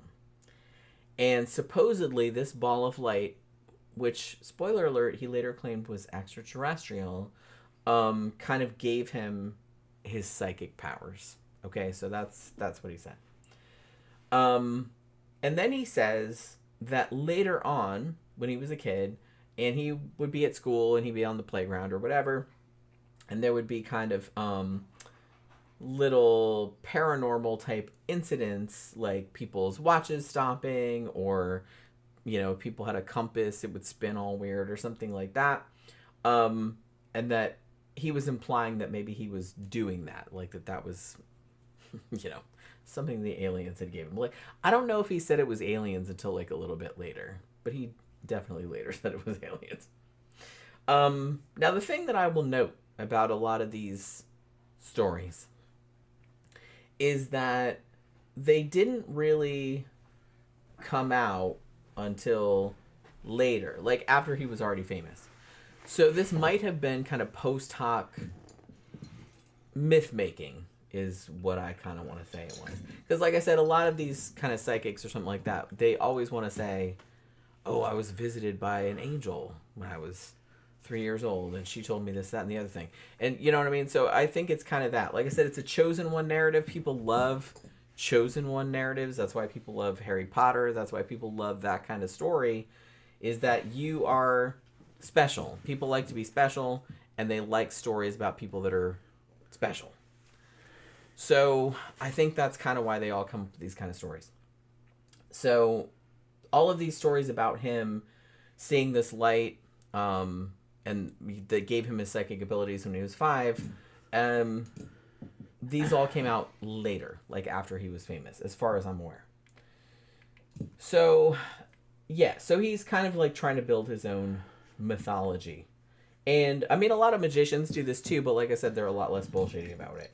Like, he's trying to frame it like it's kind of true, like his origin story. Now, I actually didn't know this about Uri Geller, but he actually did go to the military for 4 years, from 1964 to 1968. He was a paratrooper, actually. But he was actually in the 6-Day War, and he was wounded in action. And so he was discharged after that. And so after this point, he kind of went into, he was actually did some modeling for a while. He was like a photographic model and stuff like that. Like I said, he's a good looking dude. So, you know, he kind of pivoted in that direction. And, then he started doing like kind of magic acts, stuff like that, like psychic kind of acts in, nightclubs in Tel Aviv. And it's around this time period that it's alleged that he learned mentalism from an Israeli magician called Shlomo Weintraub. Now, I will note that Uri Geller denies that he ever received any formal training in magic, but the story's out there that he actually did get magical training. It does not make any sense that he's just some no, he's a mentalist and a magician. Come on. He's a man of show business. Yeah, it's show business. He's a man of show business. Yeah. I'm going to say he's not a nefarious guy. He's just trying to sell a product and fucking believing in him as part of the charm. I don't get, I never got a vibe off Uri Geller, because some psychics I do. That I get a vibe where they're just like ghouls, and they're just trying to like fucking make money off people, and they don't give a shit. No, but Uri Geller, I think he actually believes in his own powers. I'm not sure. Maybe he does. No. But he comes across like he does. He doesn't come across like he's just a grifter, like a lot of psychics do to me. My take on him is that he was a mentalist and a magician. He knew that. Yeah. But he also knew that people wanted to have spiritual faith in things. Yeah. So, and part of his act, this is an act. This is a show, even though he doesn't. Part of his act was to feed into your beliefs of the supernatural and to have faith. It's like a new age thing. Yeah. And that I'm guarantee you he justifies it to himself by saying, yeah, this is all a magic trick, but having them believe that there's something to it, like a higher power, will help them get through life and believing in a higher power. God. Or incidentally, shit like that. That's what he's doing. That's why a lot of people that are like real hardcore in the churches and like converting people, you know, normally like lying or whatever would be a sin, but they justify it by saying, well, if you convert people to your cause, then it's okay. And it's okay. It's called holy deception. Yes. So that's allowed. I can deceive you, but it's holy because it saves your soul. Because in the end, it's like it's a good outcome. Right. We're just trying to save you from the devil. Right. And that's how I interpreted what Geller was doing. But he was doing it a new agey, not Judaism, not Christianity, a new age faith. Like, you know, the power of your mind and your will and the goodness, you know, positive energy. And which, look, man, that's what I thought he was doing. Being positive is good. You know, having that kind of like thing where you're just like, yeah, I'm going to do this all the shit with my mind, and like I can do this and that and the other. That's good. That actually, it doesn't guarantee they're going to get anywhere in life, because, you know, life could shit on you. But it helps. It does help. Yeah, but if you're kind of a negative person, you can flip that around and go, yeah, but this is trickery and usury. You charge these people money to come see you during this show to hear this fucking message, so therefore you're a fucking charlatan. And you're I agree with that too. You can do it that way. But the thing is that I choose not to see it that way. I choose to see it. It depends on the type of message that they're selling. I choose to see it as that it's basically the same thing as a Christian happy clappy, where you paid to go into the church and the thing got and you clap and happen and hey, it's all good, it's gonna be good, it makes you feel better. That it's more like a thing of fucking it's more like positive motivation. You know what I'm talking about? Kind of that's and you should kind of know. You should kind of know that it's a motivational thing, right? You know that's kind of the thing. That's why I'm kind of torn about it. It's a plausible denial because that's what Disney Magic Kingdom sells you. Yeah, but it's like everybody knows that's not a religion. That's not nobody's talking to the dead but or nothing all that like that. Airy fairy fucking it's a small world it's after fun. all and all that. It's just fun. Yeah, it's fun and you're not supposed to take it that seriously though. You know what you're paying for. Right. Well, I think Geller's looking at it like that. Like going to see which like I said that's what I mean. That's why I'm so conflicted about this kind of shit because like I said I'm very skeptical and I really really don't like these fucking psychics and shit like Sylvia Brown and all those kind of motherfuckers that like will take people's money and then will say, hey, your kid's still alive, like their missing kid is still alive or something, like then they're dead or whatever. Or they're dead. She says no, she's or dead. They're dead. They're still alive. Turns out that chick was still that alive. happened too. She was in so fucking we talked about her on a psychic shit. So like she's like fucking she's the worst. I mean she's dead now, thankfully. But like people like that are the fucking worst because they're just taking advantage of people. In their worst fucking when they're in their most vulnerable situations. That's awful. Sylvia Brown. You said it was dead. That's good that bitch is dead. I don't really wish death on people. She died of natural causes. I don't wish death on people. I just say that when they die, I'm not sad. It's a distinction. What I think happened to Sylvia Brown is that Sylvia Brown started small, and then all of a sudden the talk show circuit got. She got high on her own supply. No, I think what happened was the talk show circle got onto her, and they passed her around to the point where she was just kind of forced to continue lying and lying and lying bigger and That's bigger. That's what I mean. Once you get to that point, like you kind of to keep the grift going, she had the to money keep flowing going. in. You have to keep doing it. And yeah, that's what I think happened. And I think she got to a point where she's like, "How the fuck am I going to keep all these balls juggling?" But you know what? Oh fuck it, it's just the Geraldo show. Yeah. I think she justified it as like, this is daytime talk show. It's all bullshit. As with everything else, it's always on a spectrum. I think Sylvia Brown, everything that I know about her, I think she was absolutely aware of what she was doing. Oh yeah, and was absolutely like some of them I think are not like some of the psychics I think absolutely believe that they can do what they say they can do. Now she knew she was full of shit, but I think she knew she was full of shit. But the thing is and that she was doing it on purpose. She wasn't in control though. That bitch needed money, and the talk shows kept having her on. The talk shows she made could her say no. What else would she could do? She didn't have a real job. She was fucking broke. All she did was like do palm readings for the fucking so-called celebrities. She made so much fucking money. She had so many books and stuff. I do not feel sorry for her. It all came from them talk shows. It all came from those talk shows. No, she sold like 1 million books. But the books sold... And she charged a bunch of money for just random ass motherfuckers to come and do like, she made a lot of money. The books only sold because she was famous for being on those damn talk shows. She only was able to do those readings because they kept putting her on a fucking talk shows. When you get into that position. They kept fueling a fucking charlatan. Yeah. You know what I mean? Oh, she's not going to say I don't give the talk shows a pass either. Yeah, it was That's the talk some bullshit there. The talk shows created that. Because, like fucking Oprah and fucking whoever the fuck had those people on. Women like Sylvia Brown in those days were fucking dime a dozen. They were at every fucking palm reading. Those little houses say palm reading on a... Yeah. You know, it was a chick like that in there. Yeah. Okay, putting on that show. Yeah. She was the one that just happened to be on Geraldo, and it got passed around like a hoe. Yeah. And the money kept coming in. She hit the jackpot. Yeah. So she's like, oh, okay, all right. Let's just do this. Gonna keep doing this. Let's just do this. She didn't care because that's where the money. Because that's what that grift does. Yeah. But they enabled that. I don't forgive them either. They liked her on screen. Well, because people watched it. People watched it. Yeah. But the thing is she was chosen at random. That could have been any one of those fucking palm reader bitches in those houses with the things. She was just one that got... Because she was real shitty at it. She was actually not good at it. She wasn't even good looking. Pretty shitty at it. She wasn't even good looking. Some of those palm readers that were locally successful... I mean, they're all shitty at it, but she was exceptionally shitty at it. Typically, here in the U.S., they used to have, if you were to go down any fucking street that had high traffic on it, you'd see a house, and out in front of the house might be a neon sign with a hand, and it would say palmistry. Come in and be like a little cheap sign, and it'd be some chick who bought that house for this grift, and she would know everything about how to do tarot cards and palm reading and shit. Yeah.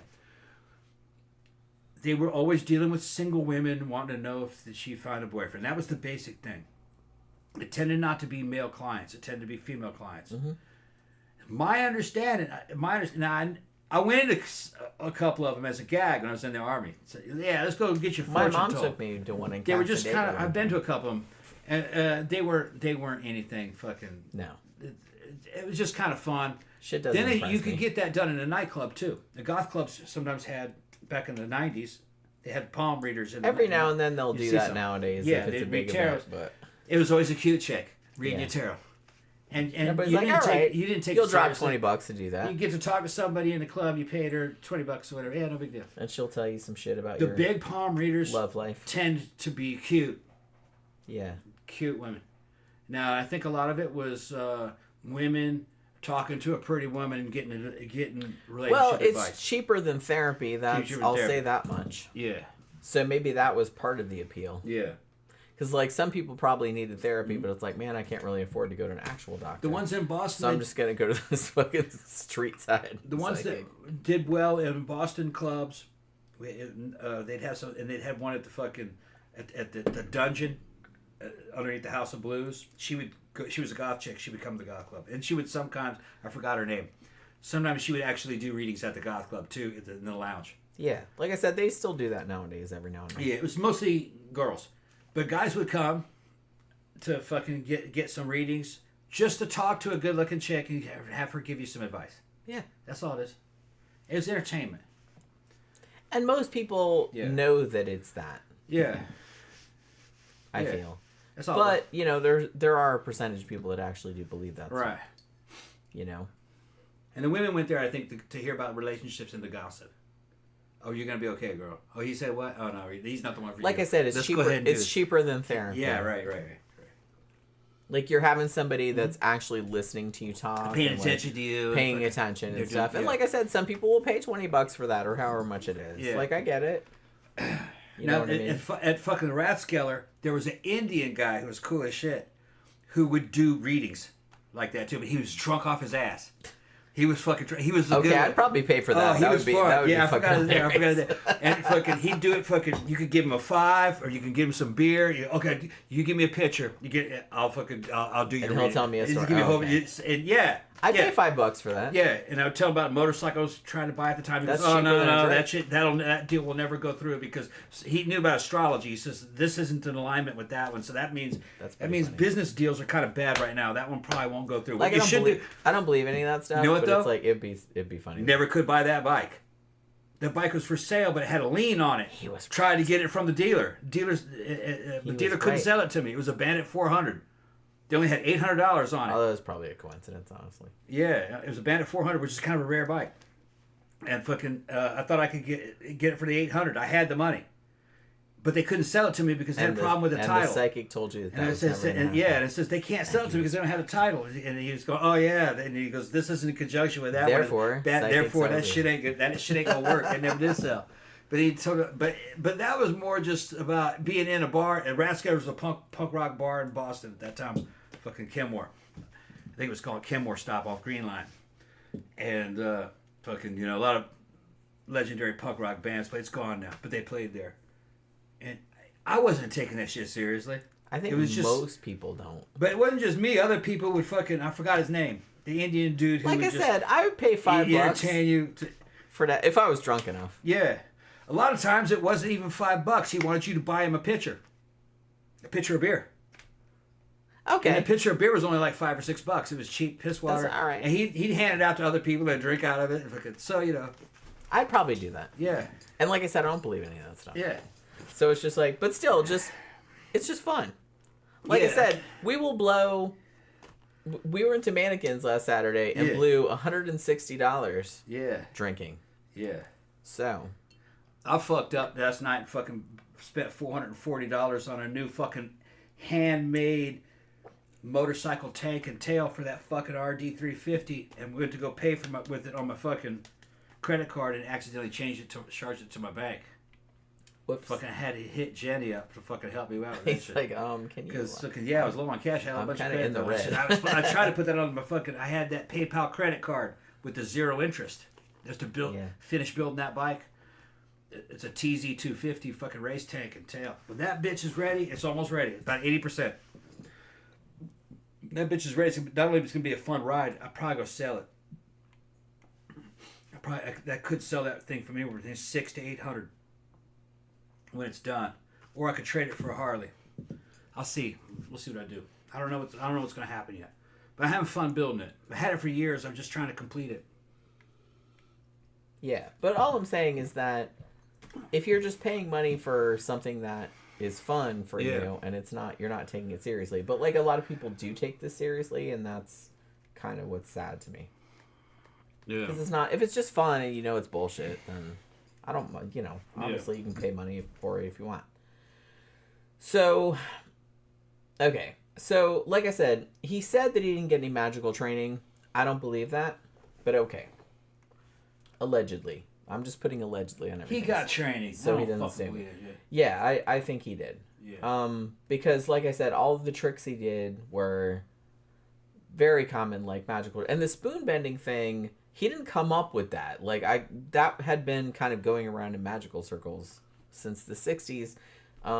So it's not like it was... I think that was kind of like the hot new trick, like in the 60s. Like I said, even though it's not really that... Honestly, as magic tricks go, that's really not that impressive, to be fair. So I don't know why that struck a nerve when nothing else did, but okay. So I kind of feel like one person, though, that was instrumental in his meteoric rise, although I hate to say meteoric rise because meteors fall, don't they? But whatever.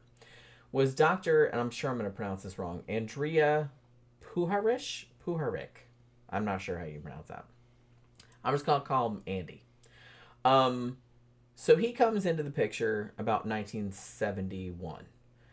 And this guy, he was a doctor, and he was obsessed with, like, UFOs and ESP and stuff like that. And he actually had Uri Geller, like, kind of had him at his estate. And he would have seances with all kind of stuff going on. Now, he also... hypnotized Uri Geller, and at this stage, this is what he claimed later anyway, like in the book that he wrote. He hypnotized Uri Geller, and Uri Geller said that he was sent to Earth by extraterrestrials from a spaceship that was 53,000 light years away. So, all right, I mean, you can't disprove that, so cool. Andy, Dr. Andy, I'm going to call him Dr. Andy.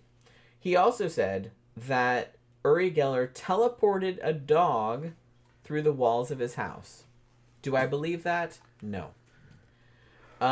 He also claimed that Uri Geller had communicated with super intelligent computers from outer space, and that the computers had sent messages to warn humanity about disasters that were likely to occur if humans did not change their ways. Very common theme in the 70s. Nuclear war, global warming. Aliens coming there and be like, man, you guys better stop doing what you're doing because... Nuclear power plants. Look at all this litter.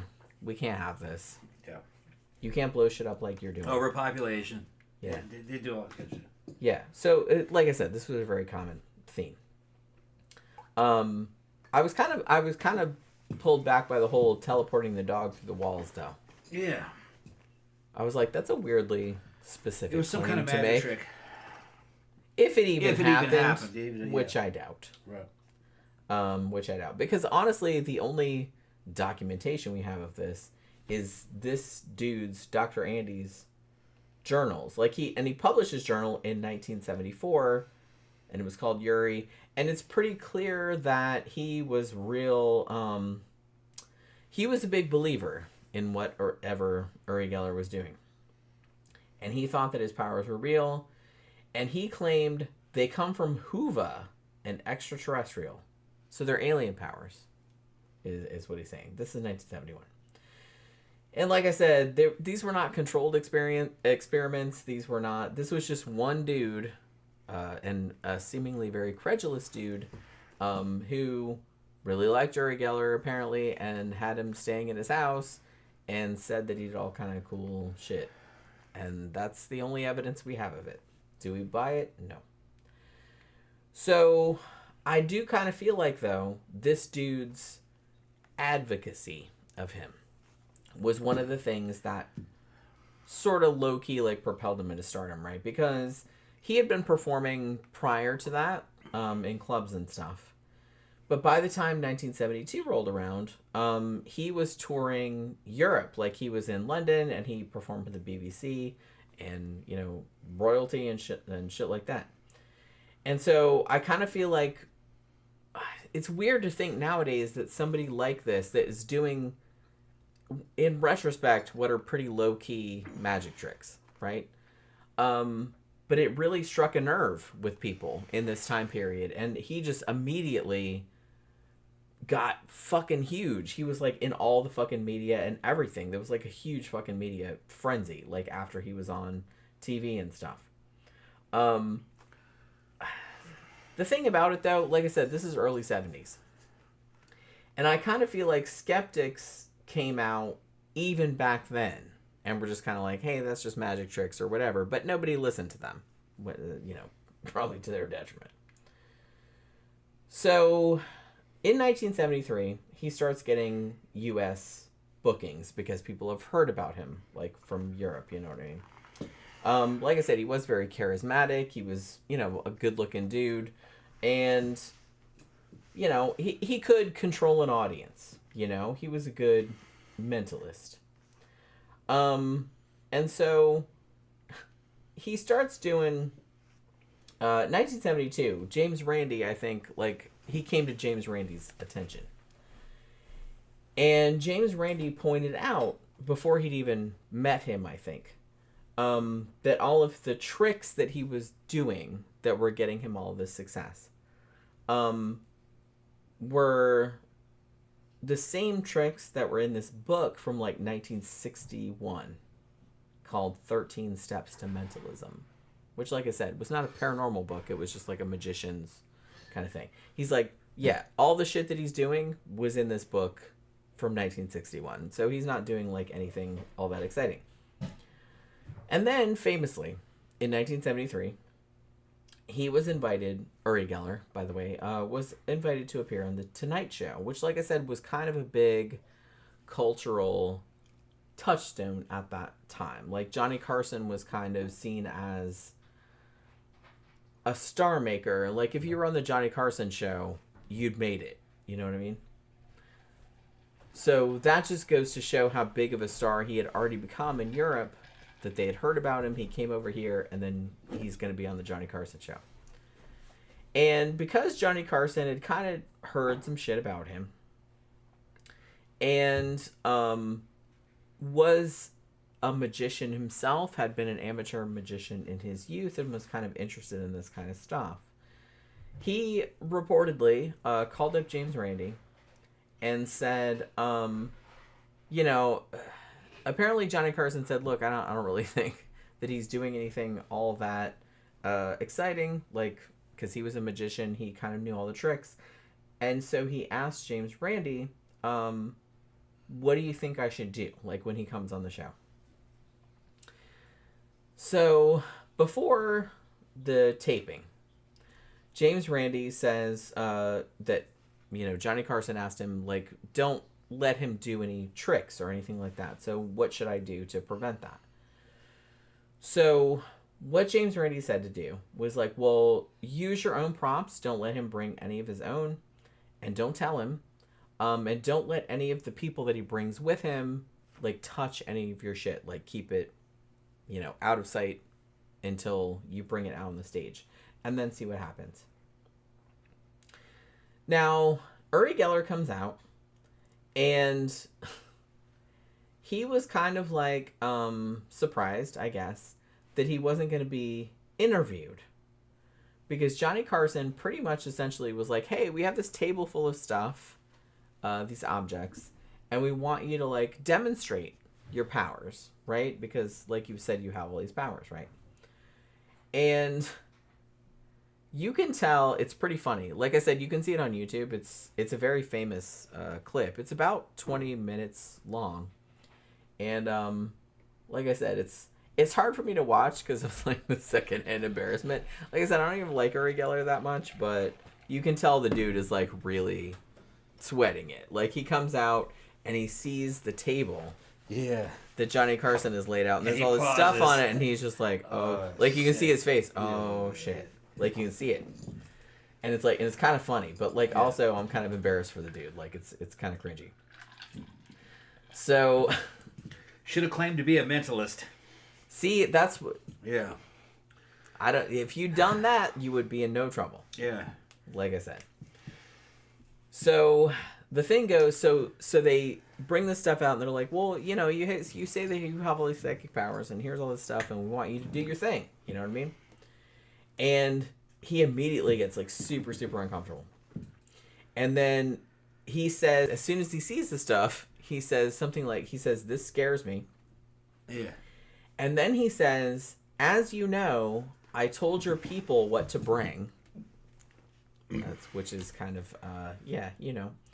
I'm surprised because before this program, your producer came and read me at least 40 questions you were going to ask me. So he thought that he was just going to sit there and answer questions and it was going to be all like cool and happy clappy and everything like that. He didn't really expect to be blindsided like this, you know. And so they're like, well, you know, you have all these paranormal abilities to do it. And he could not do it. Obviously, he could do absolutely fuck all. And after a few minutes of this, and it was very uncomfortable to watch, he says, I don't feel strong. And he said that he felt like he was being, like, pressed to perform by Johnny Carson. And later on, I mean, yeah, but you're a psychic. You should have foreseen this, for one thing, if you're a real psychic. And if you were really psychic, you should have been able to do it, or at least do something. Yeah. Don't just like sit there and be like, oh, that's not my shit. That's not my pre-prepared shit, you know, that I usually use for my magic tricks. Had you just gone into magic, this would not have happened. Like, no one would be asking you to do this shit or ambushing you in this way. So yeah, so he got real upset about it, and he said after that he sat there for 22 minutes and he was humiliated, and that he thought that this was going to be an end to his career. He said, that's it, I'm destroyed. However, that's not what happened. Honestly, it was kind of like the opposite. You would think that like you would see a psychic or a self-proclaimed psychic turning up on a huge show like Johnny Carson and being obviously very uncomfortable. It's like, I can't do this. Like he couldn't do fuck all. He couldn't do anything. And you'd think that most people that believed in him before were just kind of like, man, I guess he can't do it. Maybe he's a fake or something like that. That's not what happened. That appearance probably did the opposite. It probably kind of like, you know, catapulted him into stardom. For reasons that, like I said, I think a lot of people that already were inclined to believe in him thought, oh, well, if he was fake, like he would have just faked it, or that, you know, they had some reasons for why it seemed like more genuine that he couldn't do the stuff. It's because his supporters, they don't have a training in magic, so they don't know how a magic trick actually happens. The whole idea of you have to have pre-prepared shit that's already like pre-scored. Yeah, because he always brought his own stuff. And then you can have for obvious reasons. So you can have one spoon that's a good spoon, and then another spoon that's exactly like that spoon, but it's already cut in half, hidden in your pocket. Yeah, everything has to be preloaded. Everything's pre-planned to do a magic trick. That's how magic goes. So there's no surprising in any kind of magic trick. Everything is pre-planned. Yeah, it is to a script. Yeah, it's all even what he says to you is part of the script. He's going to say and do something to distract you, so he loads up for the next part. Everything they do is is a machine. You cannot fucking break any of those steps to get all these magic tricks to work. One magic trick also sets up the second magic trick. Yeah. So you can't do the second magic trick without doing the first one. Yeah, There's all it's kinds all of a shit that happens. procedure. It's like it has to be planned ahead of time. Right. Which, like I said, you would think that would be obvious that but people most were of the like, people well, that believed in Geller didn't know that. Didn't know that it was a magic trick. Yeah, they're like, oh. And that's why he was upset, because he wasn't using his own stuff that was pre-prepared. That was already spiked and ready to go. Because Randy said, don't let do him that. Use his own shit. Just bring in some random ass shit and see how he reacts to that. So and he reacted exactly the way that James Randi thought. So to an average person of that time period, him not being able to do it with somebody else's stuff does not indicate that it's a trick. That does it, because they don't know how the trick is done to begin with. If there was an internet back in those days and you had a bunch of other magicians telling how tricks work, then maybe it wouldn't have gone out of it. It might not have. People wanted, well, a lot of his supporters wanted to believe it too. Nowadays. A lot of his supporters liked him and wanted to believe it. In those days. Yeah. But having an interactive media like the internet really takes care of it, helps out on a lot of this shit. People are me and Jen are from that era. We remember what that world was like. It was very low information. It was. You know, if you needed to know any information, you had to go to the library. When we went to the library, there wasn't much information there either. So we weren't stupid. It's just that we didn't have easy access to information. We also didn't have easy access to media. Like now you can go on YouTube or Spotify and hear every song made by anyone instantly. And all the music videos. Back in the day that we came from, you couldn't do that unless you owned the DVD or the VHS tape of those music videos, and those were expensive. You know, a VHS tape could be $100. It might be Duran might have fucking 6 videos on it or something, like $100. You know. I mean, it was just a different time. Now you could go back and see all of Uri Geller's performances and analyze what he was doing, and then see other magicians' fucking performances, and then you could have a comment section where people say, "Yeah, I know that trick. This guy over here did that same trick," but none of that was like that in these days. It was a lot more low information, man. So a dude could get on television and lie his ass off, and there was no way to check him. Not really. That's how all those martial artists got famous. Like, Steve Seagal and shit lied their ass off through all that shit because you couldn't check back then. I mean, you can still check nowadays, but it doesn't really seem to help all that much. No, there's still a lot of bullshit proliferating. No, people know that Steven Seagal was not a fucking great fighter Nowadays, nowadays. But back then, you couldn't check. There's no way to know. But like I'm just saying, the cognitive biases that fed into this are still very much in play, because that's just human nature. It's not as bad as it was, though. Probably not. It's not as bad as it was. Probably not. I think we're seeing it more just because of the internet. It's like religion. No religion has successfully navigated or survived the internet. Over time, all religions will fall apart because of the internet, including Islam. Islam is hanging on, but Christianity's fucking...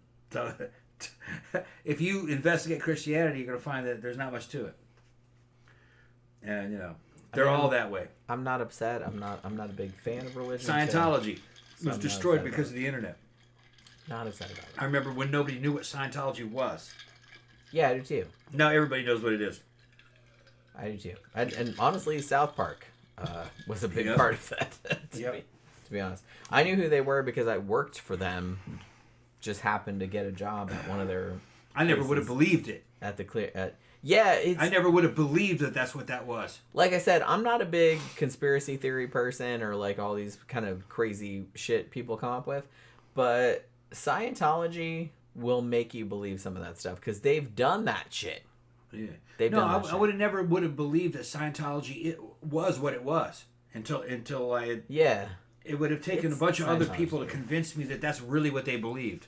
But that is exactly what. Because cults, when you think about it, like from, the big picture, it's not really that weird. It's just like some dude that wants ultimate power over everybody, and it's like, hey, I want to be able to fuck underage girls and have control over people and take all their money. Like, that's horrible, but it's not, I mean, you can understand, it's understandable. Scientology is like a whole other it's not like thing entirely. It's not like that. Yeah. And it's just bizarre that it's like it's this weirder whole, than that. Yeah. It's much weirder. It's a UFO cult that believes in basically Inquisition on a fucking lie detector. A primitive lie detector that doesn't quite work. To get alien souls out of your fucking body so you can become clear. And when everybody does that, when everybody on the earth is clear, you can now move the earth forward in evolution. It's absolutely fucking bonkers when you it only surprises me because it wasn't founded to fuck underage girls, because I kind of feel like 99% of cults are founded for that exact reason. And to get money to fuck 14-year-olds. It was founded to get everyone's money. Yeah. Okay, so that's not surprising, because they absolutely do that.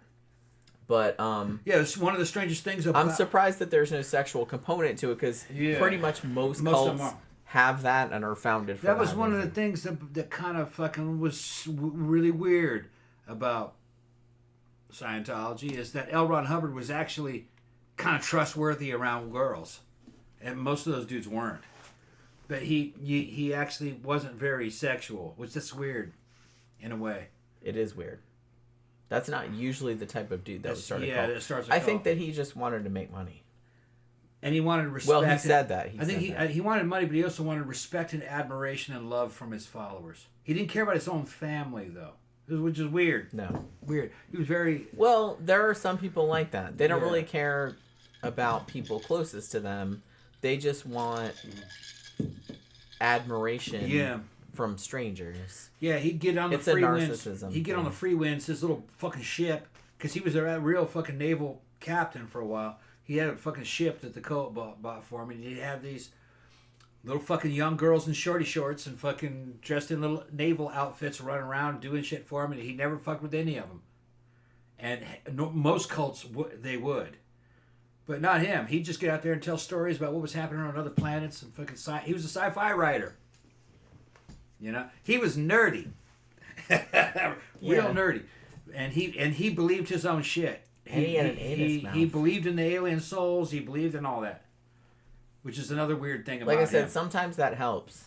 Yeah. He was a fake, but he didn't know he was a fake. He actually believed all that. Because he died trying to commune with alien souls in a room filled with bags of money out in the desert. Just a strange dude. Yeah. I'd love to see an accurate movie of him.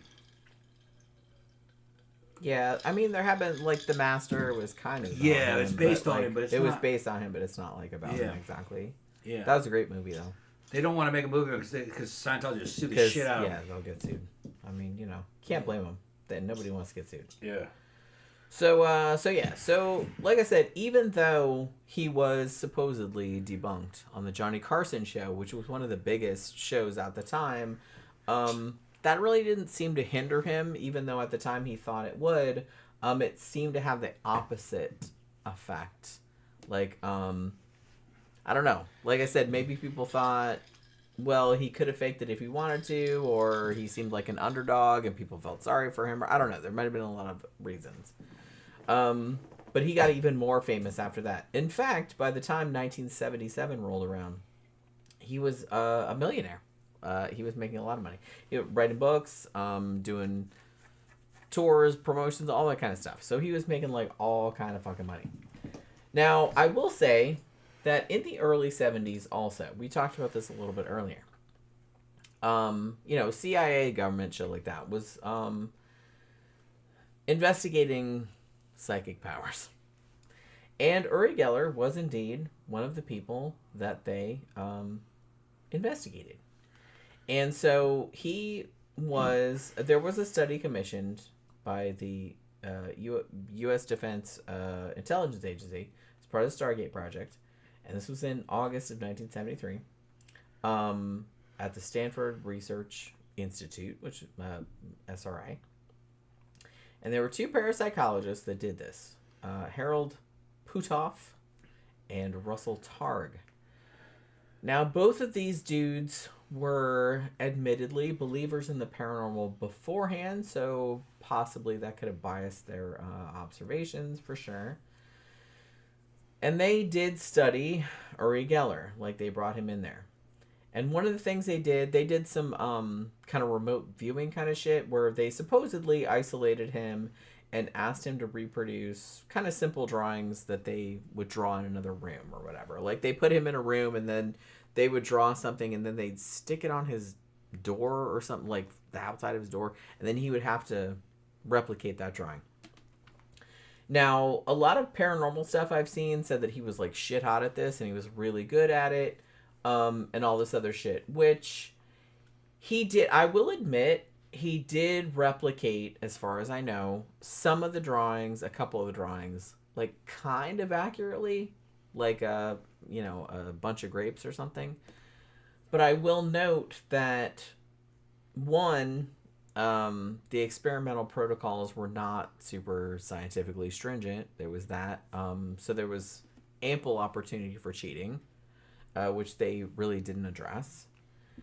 And I will say also that even though it's reported that he got this right, that right, and the other thing, over the aggregate, I think like 70% of the shit was wrong. Like way wrong. So, not great, you know? I mean, not terrible, but not great. And I think that that's like not largely reported. And honestly, that trick where you draw something that somebody has supposedly drawn and put in an envelope that you can't see, mentalists can do that too.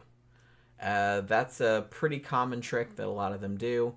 And I'm pretty convinced that that's probably how Uri Geller was doing it also. Like I said, I've seen a couple of different ways how that's done. And I think probably he was doing that. It doesn't help, like I said, the two scientists investigating him wanted him to succeed and wanted it to be real. So they probably weren't as stringent, I would imagine. And I'm not the only person saying that. It's like a lot of people said that later. They really didn't try to make it as airtight as they could have. That's all I'm saying. And honestly, a book came out in 1977, or a paper came out in 1977 by two other psychologists who gave a very detailed description of how it could have been faked, how Uri Geller could have cheated. Like I said, it's a pretty common trick that a lot of mentalists do. And then there was they wrote an article for Nature in 1978, and then they had a book that came out in 1980, which was called The Psychology of the Psychic, and they pretty much described like how that trick could have been done. So that's the thing. Like I said, I'm not casting aspersions on the scientists that did the thing. It's like they wanted to believe that he was legit. And James Randi said this, like others, like Carl Sagan, people like that have said things along these lines, where it's just kind of like, if you want to be fooled, you will be. Like, you'll allow yourself to be fooled. So I think maybe that's kind of what the issue was here. Like I said, the whole drawing a thing, like somebody drawing a thing earlier, supposedly putting it in a sealed up envelope, and then you drawing it later without you having seen it, allegedly. That's a trick that mentalists can do.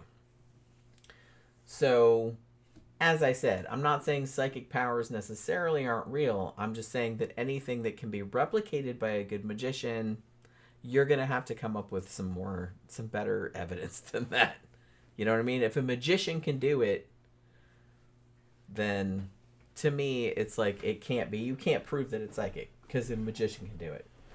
And that's kind of the case in this situation, because magicians have been doing this for a long time. Like I said, he was kind of lucky that he came to popularity in a time period where paranormal stuff, ESP, telekinesis, all that kind of stuff was like really in the mainstream. And he kind of rode that wave, you know what I mean? So there's that too. So we've talked a little bit about the spoon bending, all this other kind of stuff. I laughed at this kind of thing because James Randi once said about Uri Geller, he's like, if he can bend spoons with psychic power, then so can any skilled magician because we're using exactly the same techniques. He also said, if he's bending it with psychic powers, he's doing it the hard way. Yeah, why are you touching it? He said that too. Yeah. Well, see, that's the thing that always kind of killed me, and why I always wondered why Uri Geller with the spoon bending, why that was so iconic, and why that was what propelled him to stardom, kind of, because it seems like it's such an insubstantial trick, and if you see people do it, it's pretty obvious that it's a trick. He would hold a spoon like that. At where the like if you could do it from across the room, maybe I'd be impressed. He'd start rubbing and he'd do like that, and he'd start rubbing and it would bend and it'd fall off. Ooh, that's not really kind of left you with the idea that somehow he was using some kind of mental ability to kind of like channel maybe heat energy into that one part of the fucking that's neck of what the spoon, he wanted you to think, and it would fucking drop off. I remember seeing it going like, yeah, it looks kind of convincing, but no, I think it was pre-sliced a little bit through there. Yeah, it's very common to like to make either it weaker, and you can either have the spoon before and kind of go like that with it, so it's loose. He's using two hands or score it. He's using two hands to kind of work it, and it gets hotter and hotter and hotter. It falls apart, and he's rubbing, and he's bending and bending and like bending. I said, don't fucking touch it. Yeah. Even then, I'd still be skeptical, but. Because I'm like, well, you probably did some shit beforehand. But touching it and doing this with it, that just makes it, I mean, obviously it's a trick. In a real poltergeist event, you could take that spoon and throw it into a box and close the box. And then you'd hear something go pop, pop, pop inside the box. You open the box, it wouldn't be there. Be gone. And then you might find it on top of a closet in two pieces. That's what I'm saying. That's how a poltergeist if it was would do actual psychic powers and you could actually demonstrate real psychic powers, you would demonstrate something that's like there's no way that could have been faked. Right. No way. And I've never seen a magician do that or anything like that. If I've seen a magician do it and you do it, I'm not impressed. Yeah. You know, because I know what they're doing as a trick. So you're probably doing the same shit they're doing. In a real poltergeist event, you guys, Jen wrote a book about fucking the shit that I've seen, should be seen around here. Very rarely do you see the object actually being moved or manipulated. It's in one spot, and you look back, it's not there anymore. And it's always spontaneous. And you might find it in another place later, you know. And a lot of times it just didn't make any sense. It would do things that you told it to do it, but we didn't think of things like bend spoons. It would have done that, but not in front of your eyes. Right. It would have done it when your back was turned. That was the real frustrating point of it. And I think because it couldn't do it if you were looking at it. Because you were confirming what its status was in the real world. You know what I mean? That you were confirming that it was together. When you weren't looking at it, it was now in kind of like a fucking weird Schrodinger's cat neutral zone of the unperceived. And it could manipulate it then. You'd see things arrive, but not depart. It was a weird phenomenon, and it seemed to be paranormal. It was paranormal, but I think it was scientific. I think it was some kind of a fucking. Yeah, I don't consider it like. I don't think it's ghosts or nothing. It wasn't supernatural. It was something about quantum physics and about perception. It's just something we don't understand. Something we don't understand yet. Yeah. I'm just saying that. At one time, electricity was considered to be paranormal. They see sparks and they go, "Shit, that's a devil." Yeah, that's what I'm saying. How does that work? You know. So it's like, so it might just be something we don't understand. Yeah, it was something we don't understand about perception. But the thing about it, like these kind of people, like Uri Geller and like psychics that make money out of this kind of stuff, like if they're doing these kind of tricks, stopping watches, doing this kind of spoon bending and all that kind of stuff. Like I said, if a magician can do it and can convince me, then you're not going to convince me that shit is magical, because there's obviously a trick to it, and it's a trick, and you're doing the same thing that they're doing. If they could figure out how to do it, so could you. If you really want to convince me you have psychic powers, like, do some, like, you need to do some better shit than bending spoons, is all I'm saying. So yeah. Oh, fun fact, I just found this while I was researching Uri Geller, and I didn't actually know this. So he married his wife Hannah in 1979, and when he renewed his vows with her in 2001, Michael Jackson was his best man. I didn't even know this. No shit. Yeah. Uri Geller's best man was Michael Jackson? Michael Jackson was the best man. He went to the ceremony like, the renewal of his vows. Yeah. Wow, I didn't know that. And he was also the person, Uri Geller also negotiated the TV interview between Michael Jackson and Michael Bashir when they did this whole documentary about him. But, however, later, they had a falling out, and Michael Jackson had, I guess, we did a show about Michael Jackson. I don't remember if we said that he had an enemy list, but he did. And Uri Geller was on it. So he must have done something at some point that found out about them little boys.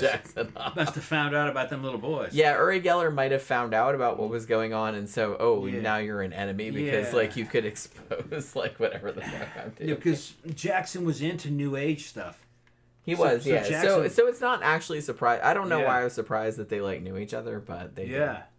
Oh, they were like friends. He was into New Age stuff, and so it makes sense that he would have sought Geller out. And I said, I saw you bend the spoons. I know your mind is so powerful. I wish my mind's powerful too, but you know, it'd be like that. Oh my God, it was probably exactly teasing. Like that. Stop teasing. It's probably exactly like Stop that. teasing. It'd be like that. And then he goes, do you ever feel it? Do you ever have that feeling that sometimes your mind is so powerful that a little boy could be beautiful? And Geller's like, no. What are you talking about, bro? You don't like Peter Pan and little boys and this and that? How that beauty can go through your heart, and next thing you know, you're in bed? No, hell no. Okay, and you're my enemy. You're so ignorant. You're so ignorant. That's probably Uri Geller's ignorant. That's probably what it was. Yeah, stop making fun of me. Because look, I like Michael Jackson's music and everything, but that dude was totally a pedo. Yeah.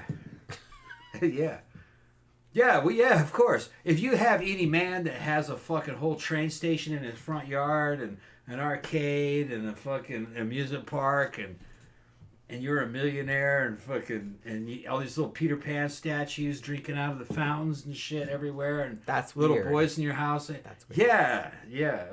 No normal call the cops. Person. No normal millionaire rock star in his 20s or his 30s has a house like that. His shit has got a pool and a bunch of fucking big titty fucking models in the back. Yeah, no one would like. That's also kind of problematic in its own way, but it's just kind of like. But no one would question that.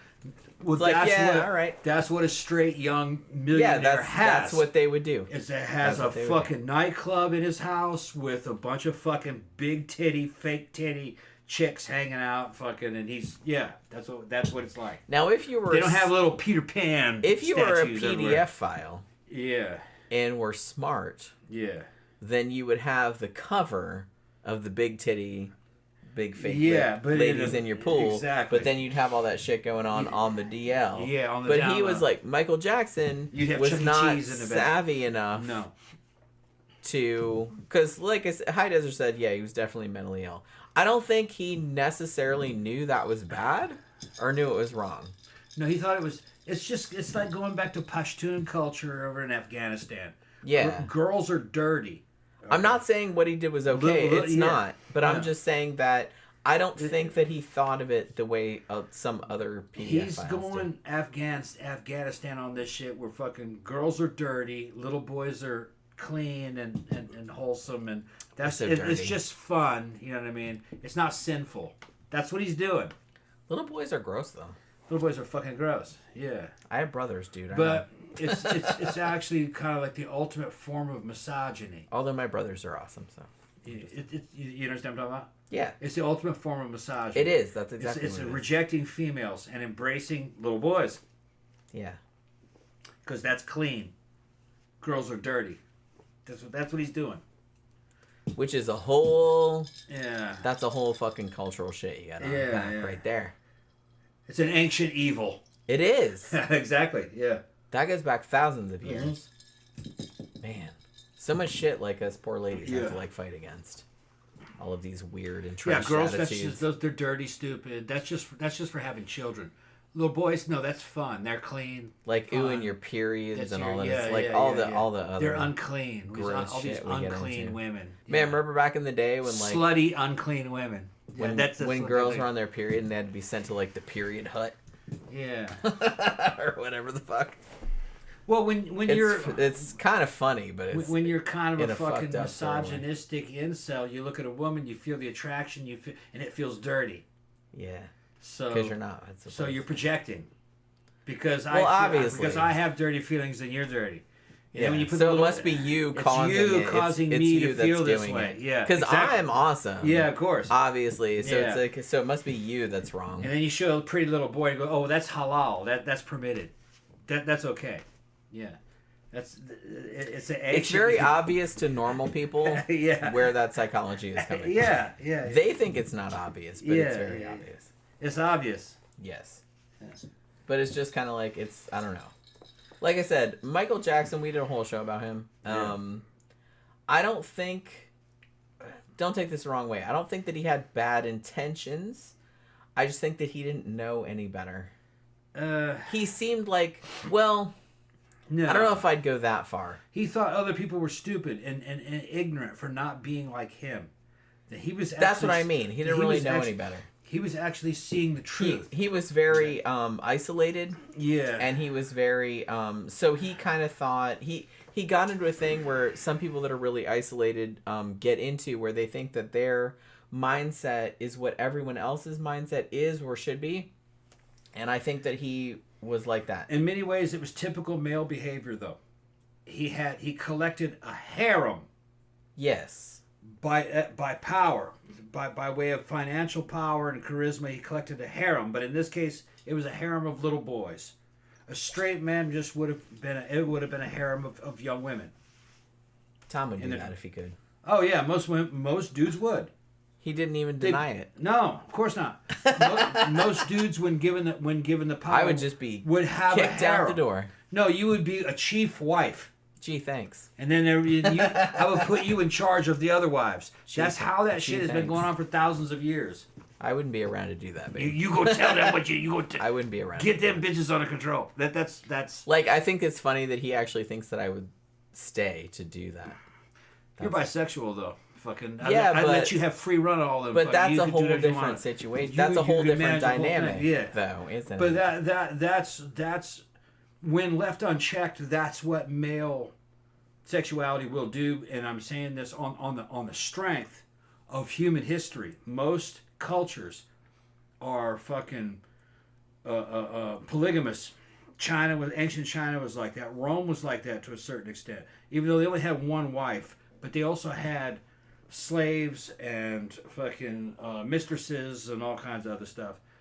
The more powerful a dude is, the more he has multiple women. Even though some of them he's just hiring. It's just something that dudes will do. They'll do it when they can get away with it. Because they don't see it as a betrayal of the wife. Well, of course they wouldn't. We're not people to them. No, it's just that they don't see that the relationship with the other ones as being a threat to the main relationship. They don't see that as cheating. Well, they don't. No.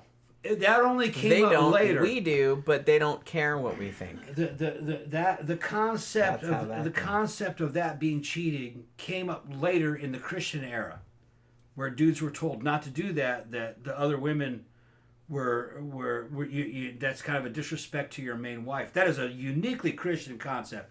I don't think that's. Oh yeah, because in the Roman and Judaic kind of traditions, if you read the fucking writings, like especially like the Old Testament, marriage was between a man, a woman, her handmaidens, and any other woman that you purchased or that you had captured.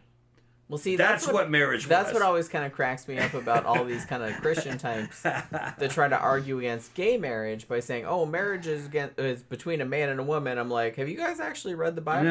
No, tell me you haven't read the Bible without saying. The Old Testament is as I described. It's between a man, a woman that you've chosen as your wife, and lots of other and her handmaidens. You have a right to them. Yes. And any of your slaves and any of your captive women.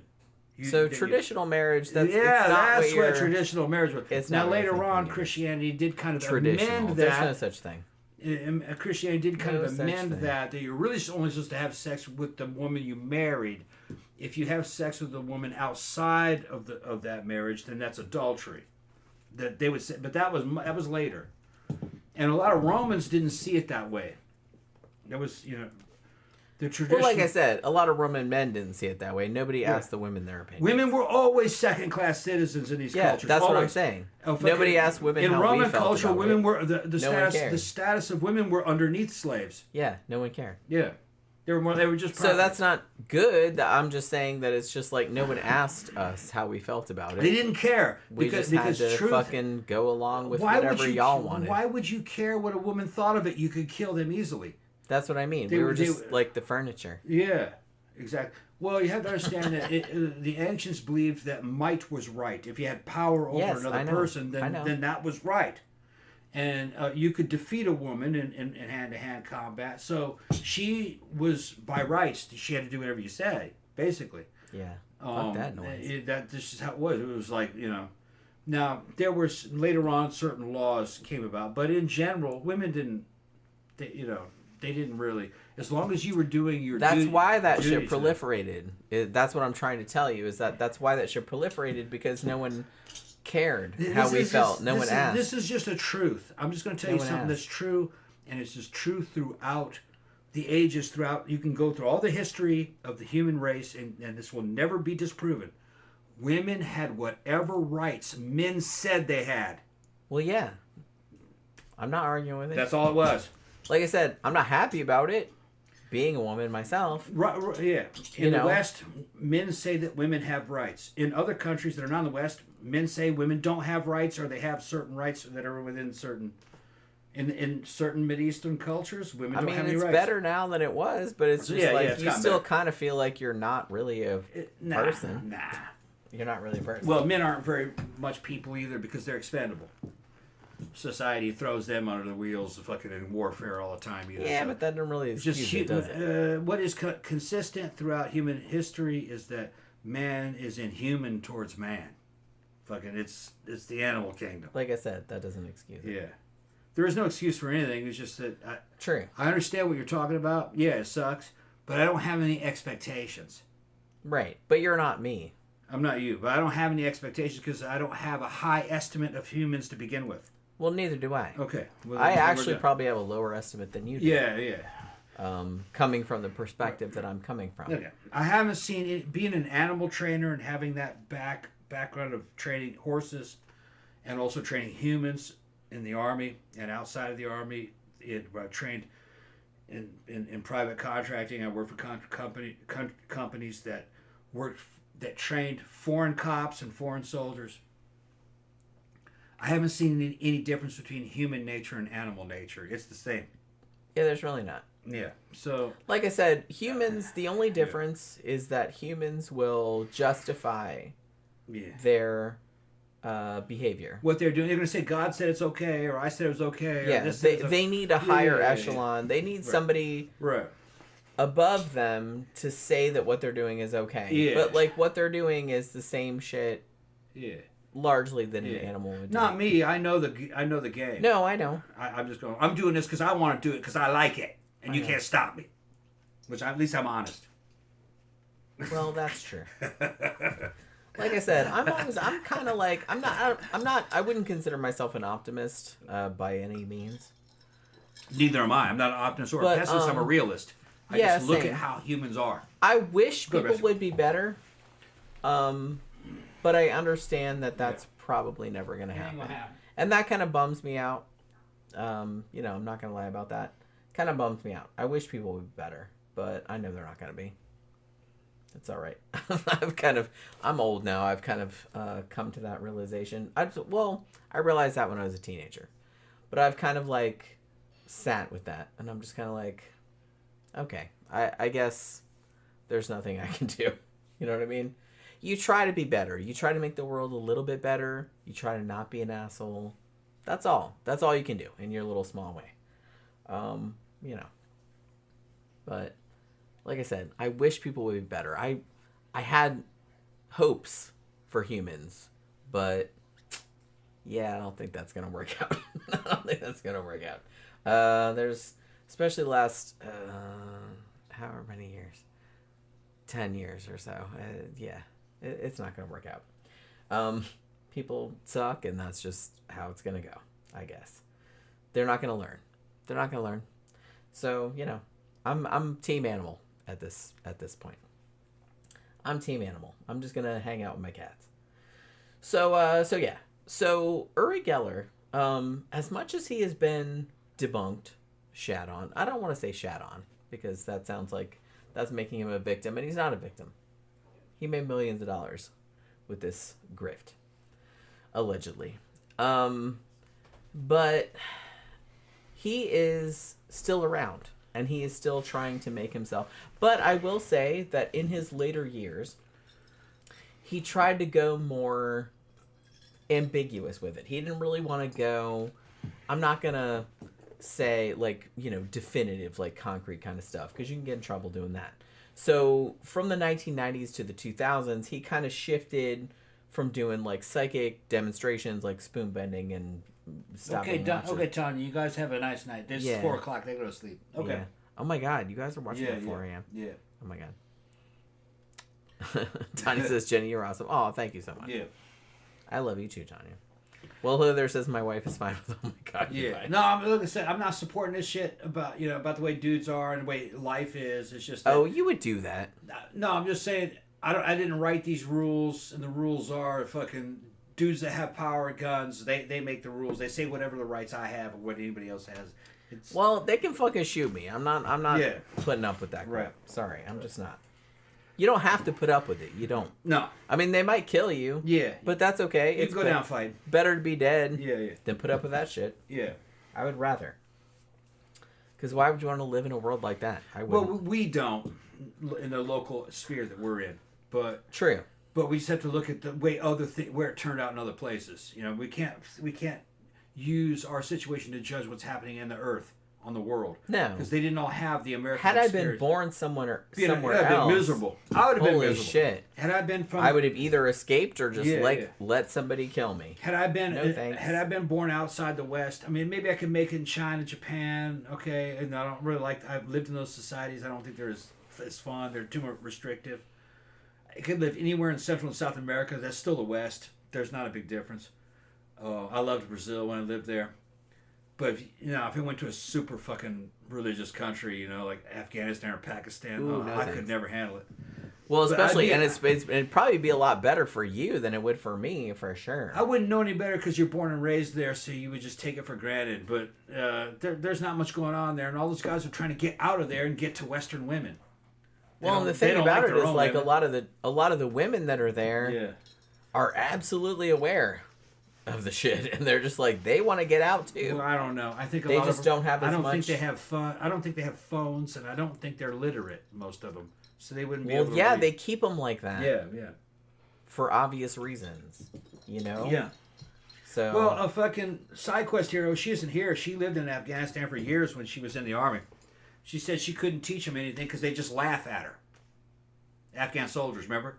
She said she tried to teach them how to use a generator. No, somebody else, a girl she worked with, had to teach these Afghan soldiers how to use a generator. They had to have a dude. She had to tell a dude how to use the generator, and then that dude told the soldiers how to use it because they wouldn't listen to what a woman said. Well, I mean, no matter what. That's pretty common in all cultures. Like, dudes will not listen to a woman tell them anything. That's not true. Yeah. I went through all the military school. It's less true. It's less true in the West. In the West. Yeah, that's not true here. But it's still kind of true. No, we had all I've had experiences where I came up with like a cool ass idea, right? And I was like, hey, let's do this or that and the other thing. Nobody listened to me. Then a dude said the exact same thing. And then, oh, that's the best idea ever. Yeah. That's not the same as having dudes laughing at you because you know how to. Well, no, it's like I said, it's all on all on a spectrum, but it's Yeah. kind of the same thing. Like dudes don't listen to women; they don't really, they don't really want to listen to, especially if they're being told to do something. Look, I'm gonna step in and defend dudes. Okay, I'm the most fucking. In a way, I'm a fucking sexist pig in a certain way, but I listen to everything that women say. Jen will fucking attest. It's fucking beta, motherfuckers. No, I listen to women say I'd actually believe them over a lot of dudes on certain subjects. I would also. I'm not gonna go to fucking a woman to ask about fucking compression ratios inside of engines. All right, they're not into that. I mean, some chicks are, but like I said, It's rare. But most women don't give a shit about compression ratio. They don't give a shit about fuel injection matching. They don't know about. They don't care about that. But if a woman tells me, yeah, that motherfucker did this and that, and he's that and this and that, and fucking and everything about the social scene and fucking what's going, I'll listen to them, because you do that, yeah. Yeah. Because we've had some like dudes do some shit. Yeah. And I'll go, oh, okay, yeah, I understand what and then we heard it from girls. Yeah. And he did believe that. So Yeah. I respect you for that. Because a lot of dudes won't. Well, what was accused of was like male behavior. Pretty typical. Oh, yeah. I know, I understand. I've known all kinds of dudes that are like that. Yeah. So. Unfortunately, so have I. Yeah. So, but it's just there are certain things that women are really good at. It tends to be social. Although, here's the thing. Like, if social you found... intrigue. Women are real good about, and they're good about character. Here's the thing. Hypothetically, if you were on YouTube and you came across a video of a woman, talking about whatever the fuck you just said. Compression ratio. Yeah. Would you listen to that? If she knew exactly what she was talking about. Okay, so then that's good then. Yeah, if she knew what she was talking about. Most women don't care about compression ratio, but Most women don't, but some do. But the thing is that some of the girls I follow girls on YouTube that are building motorcycles that fucking will say all kinds of, that's a hot bike. And then they know everything on how things work and they work on them. So, of course. But that particular chick is into that shit. Yeah. I'm not going to listen to girls never ridden a motorcycle tell me that, you wouldn't listen. You're not on a real bike. You wouldn't listen to a dude that's never ridden a motorcycle talking about the same thing. So it's not a sexist thing. No. It's just you don't know what you're talking about thing. Like it doesn't have anything to do with gender. I went to the dollar store. I was riding on my Buell. And that little fucking skinny chick that worked there, she says, I thought you'd be on a real bike. And I said, bitch, that is a real bike. That is a Harley. Burn. That's a Harley motor stuff. Oh, that is a, She's nice. She's nice. Oh, yeah. She said, that is a Harley. But you see, she knows what she's talking about. Yeah. And here's another thing. Just because it's not a Harley doesn't mean it's not a fucking real bike. But the fucking Japanese have made some monster fucking motorcycles. Are they American cruisers? Are you going to get into a fucking outlaw motorcycle gang on a fucking Honda fucking Fury? Well, no. They have very narrow standards. They have their own things going on, but the thing is you don't go for the Japanese for the same reason you go for an American motorcycle. It's apples and oranges. They're both good motorcycles, but they're for different things. Yeah, that's all it is. Yeah. Well, like I said, the fact that you didn't get butthurt about that. Yeah. That's good. I mean, because she knew what she was talking about. She was just, and I think she was also kind of joking. I thought you were going to be in here on a real bike. She thought I was going to pull up on a fucking Harley chopper. Yeah. I said, no. Well, that's kind of, we live in a semi-rural area, yeah.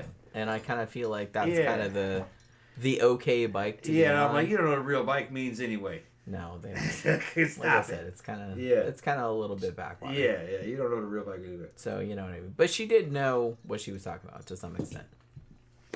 She's cool, though. I like her. Not really. She didn't know that a Buell was made. Well, she didn't know that much, but like I said, most women, we have more shit going on than inanimate objects. We have like real shit going on. Redneck girls fucking care mostly just about the image and the way things look. Yes. Well, redneck dudes are the very same. Very similar. The same. She thought that she looked outside. I grew up around them. I know. I pulled up on a bike. She looked outside to see what kind of bike it was. She was expecting to see a fucking probably a Harley Bagger is what she was. That or a chopper. is what she was expecting to see. She says, I thought you'd be on a real bike. I said, bitch, that is a real bike. That ain't a Harley. That's what she said. I kind of feel like real bikers, though. Yeah, she doesn't know what the fuck she's talking about. Look, I grew up in Daytona Beach. Yeah. And that is like biker central. Yeah. They all congregate there like twice a year. They tend to be fat middle-aged dudes with fucking baggers. Yeah, and honestly, the real bikers in Daytona who lived there would get very upset when like these old fat tourists would come there on their Harleys with their and pretend and cosplay as bikers for a week or something. They'd be like, man, these fuckers aren't even. They didn't even ride the bike here. They like towed it on a trailer. You know what I mean? I go down to fucking Oasis here, and they got dudes from the Warlocks Motorcycle Club. They all got Harleys, but they also came up on sport bikes. They have a fucking variety of bikes. Those guys they just don't have a Harley. They have other shit, and they were on other stuff before. And a lot of the dudes that are fucking big into the fucking bike scene, they got no problem building a fucking Kawasaki Z1000 and selling it, and fucking they like everything. But their uniform is some kind of a Harley Davidson. Yeah. Like, I get that. That's the uniform. Well, like I said, it's kind of... I get that because, you know, we're from the goth subculture. Yeah. It's like, so we know somebody comes in, they have the right clothes on, the right shoes or whatever, and it's like, okay, that person's okay, but if you talk to that person, you don't know. They might be a poser, they might be, like, you know, you might talk to them and they might not know what they're talking about. Especially nowadays because it's easy to fake the look from online without knowing anything about shit. So we've had that happen too. But it's not that common. Yeah, so it's the same kind of thing. I would consider Chris to be a real biker, and he's got a fucking Triumph Rocket 3 that's fast as fuck, and he's got a fucking Big Dog, which is a fucking Harley-based fucking custom chopper, and he's got all kinds of other shit, and he has ridden everything. CBRs, KZ1000s, fucking ZX7s, Ninjas, you know. So the guys that are really into motorcycles have ridden everything. Yeah. Yeah, and have owned everything. I like people that are not narrow about stuff. And it's just kind of like, because there's a whole spectrum out there of stuff, you know? Don't be that way. I got a fucking Harley on the list that I'm gonna fucking build. I may trade the fucking TZ for that later on. I'm gonna get me. I've never owned a Harley. I've owned Buells, but I've never owned a Harley. I'm gonna get one. It'll probably be a fucking bobber, a Harley bobber, of some sort. It's gotta be custom. I don't do any of this off the shelf shit, and I don't really like baggers. But I'm just not. And I got fucking hard-ons for shit like old fucking KZ1000s and stuff, you know what I mean? I like some of the Japanese stuff, and I like British stuff. I just like everything. And most dudes that I know that I consider real bikers are like, and some of them are in motorcycle clubs, they've owned everything. Yeah. They've owned everything. They're not limited to one thing. I like those kind of people. Yeah. More. I don't really like these people that glom onto some imagined stereotype. Yeah. And you have to conform to every single. Most of these dudes that have Harleys fucking have a $30,000 or $40,000 Harley full dressed hardbag motorcycle that they only drive from work. They ride it from work from their home to the bar and back 20 miles. They don't put any miles on these fucking things. Yeah. Well, they just go to the bar and back home, and that bike's meant for touring, and they never tour on it. Why don't you just have a chopper? You know, you don't turn on choppers. But that's just, they're just, it's a Me Too guy. Oh, I want one of those. And they're overweight, middle-aged to old guys. Yeah. Yeah. Haider says a long time ago. Yep. In China, they're trying to build a robot that can incubate a baby. Once that's done, all the guys will go gay. Women will have to evacuate the planet and live on Mars. Here's what's hilarious to me. Is that a lot of incel-type dudes are sitting there, one, using cat lady as an insult, which I don't really understand that. But also they're like, all these ladies, like, we're gonna get sex bots, and then what are you gonna do? I'm like, oh my god, they don't care. You mean you're gonna like go fuck somebody else and leave us alone? Awesome. Yeah, they don't care. Do that. Please do that. Yeah. Please go and stay in your mom's basement and fuck a robot forever and never come online again. Awesome. Win-win for everybody. Like, I don't think they understand that we don't care. Most women don't care. They don't care. We don't care. We don't care. In fact, we want you to go away. Please go away. And I don't understand why they don't understand that. I saw the new robot. The way it works. It's going to cost about what a car costs, and a lot of guys will buy that, and it will be useful. You know, it'll be like Alexa and AI. You can ask it questions and shit. I showed it to Jen. I said, "Look, this is how the technology is going to go. Next thing you know, it's going to look like one of them sex dolls." But here's the thing: that's not going to hurt women's feelings. No, we don't. Most women are only attracted to the top 10% of the guys, and if they can't get those guys, then they don't want anything. And honestly, once women get older, they are sick of dudes' shit. They're kind of like not into that. And the more dudes cry about women they're gonna be so upset, we're gonna just do sex bots. They're like, okay, good, bye, bye. Hypergamy is like a reality. Nobody cares, bro. Most of the women are only gunning for the top 10% of the guys. If you're if you're an average guy, really, they don't give a shit. I mean, it's sad to say, but they don't really give a shit. No, I mean, the thing about it, it's like, it's really funny to me. They're like, you're going to end up an old lady with cats. I'm like, man, don't threaten me with a good time. The average guy doesn't... Seriously. The average guy doesn't offer much, and the average woman doesn't offer much to the average guy either. Well, because that same incel is really, he's only looking at the top 10% of women. Of course. The thing about it, like I said, as women get older... They don't care. They don't need a dude. A dude is just a problem for them. That's just an additional stress on their life. And they would rather not deal with that. So it's very funny to us that they're threatening us somehow. Like, we're going to be offended. Well, the only like, okay, bye. There's really... Have fun. I know what you're talking about. There's really only two groups of women that are worried about those bots. And that's very young women. Yeah. And who are trying to get married and have kids, but they really don't know how to do it. Okay, I get that, but like, all right, still, they could probably do a lot better what's without funny the is that when you go hassle. online, the young women that are frustrated and trying to have kids and can't, the ones that are frustrated, they're frustrated because they have fucking kind of high-end jobs. They're not attractive mates because they're busy all the time. Most dudes are going to go after some chick that works at Starbucks that has a lot of free time.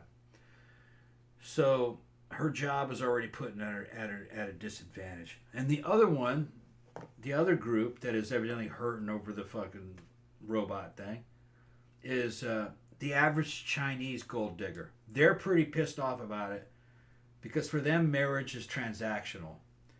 The dudes have to have a bunch of money and a bunch of fucking possessions before they can marry them, and it's just a cultural thing.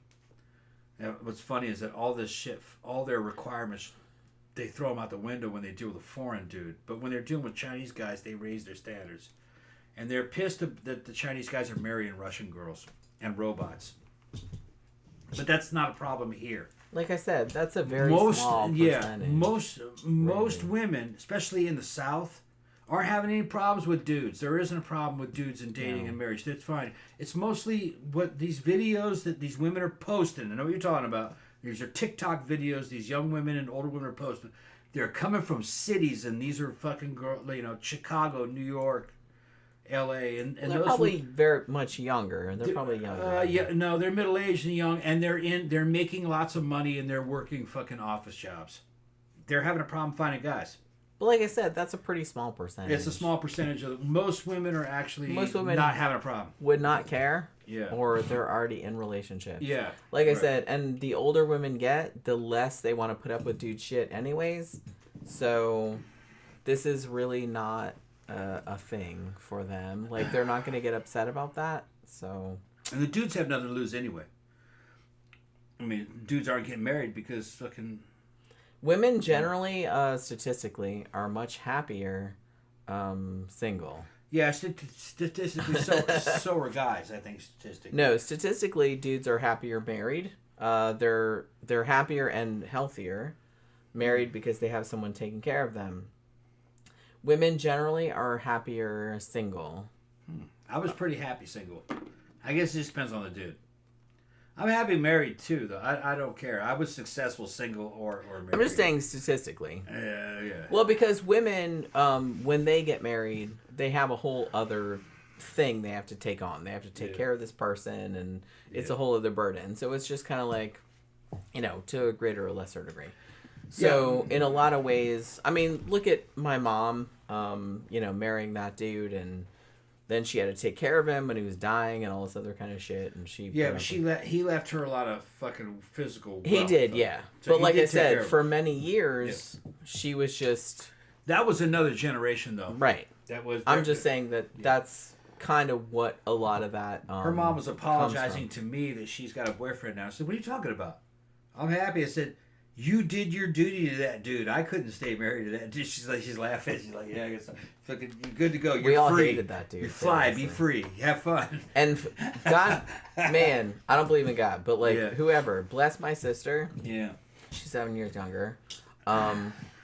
Last time she stayed with my mom, she told my mom, she's like, look, none of us like that. None of us like that dude. Yeah, that's what she said. And I was like, oh my God. He wasn't my stepdad, so I didn't. God bless him. He was cool with me because she lived with him. My sister did for a while. Yeah, I couldn't. And my youngest brother. Yeah, well, I mean, I wouldn't be able to take it. I visited him a few times, with my mom, but it's just like, ugh, no thanks. He treated me more as an equal because we're not related, and we both had a sales background. But yeah, he was what they call, he was an old school fucking Southern patriarch. No thanks. Where everyone in his extended family was his responsibility, and he was supposed to apply his like the boss. His moral, yeah. And I'm like, hello, I'm also like different shit, an adult. Yeah. You treated everybody like children. With my own thing going on. I don't really understand why you're acting like I'm your employee. You know what I mean? It's just, I didn't like it. But he kind of treated everybody like that. Yeah, but which I didn't love.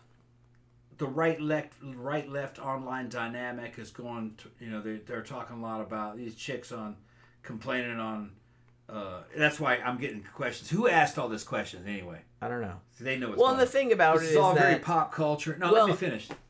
This is all very pop culture. What you're talking about, but the thing is that most people aren't having the problems that you're hearing about. No, like I said, shit that's on TikTok or shit that's on whatever's YouTube, trending, that's a tiny... It's a small... Most people are getting along most people are getting along pretty good. It's a tiny minority. Most people are they're just doing that for engagement. Yeah, it's just kind of like... Yeah, don't worry about it. Most people are not living that way. In the urban environment with the white female office worker who has a college degree...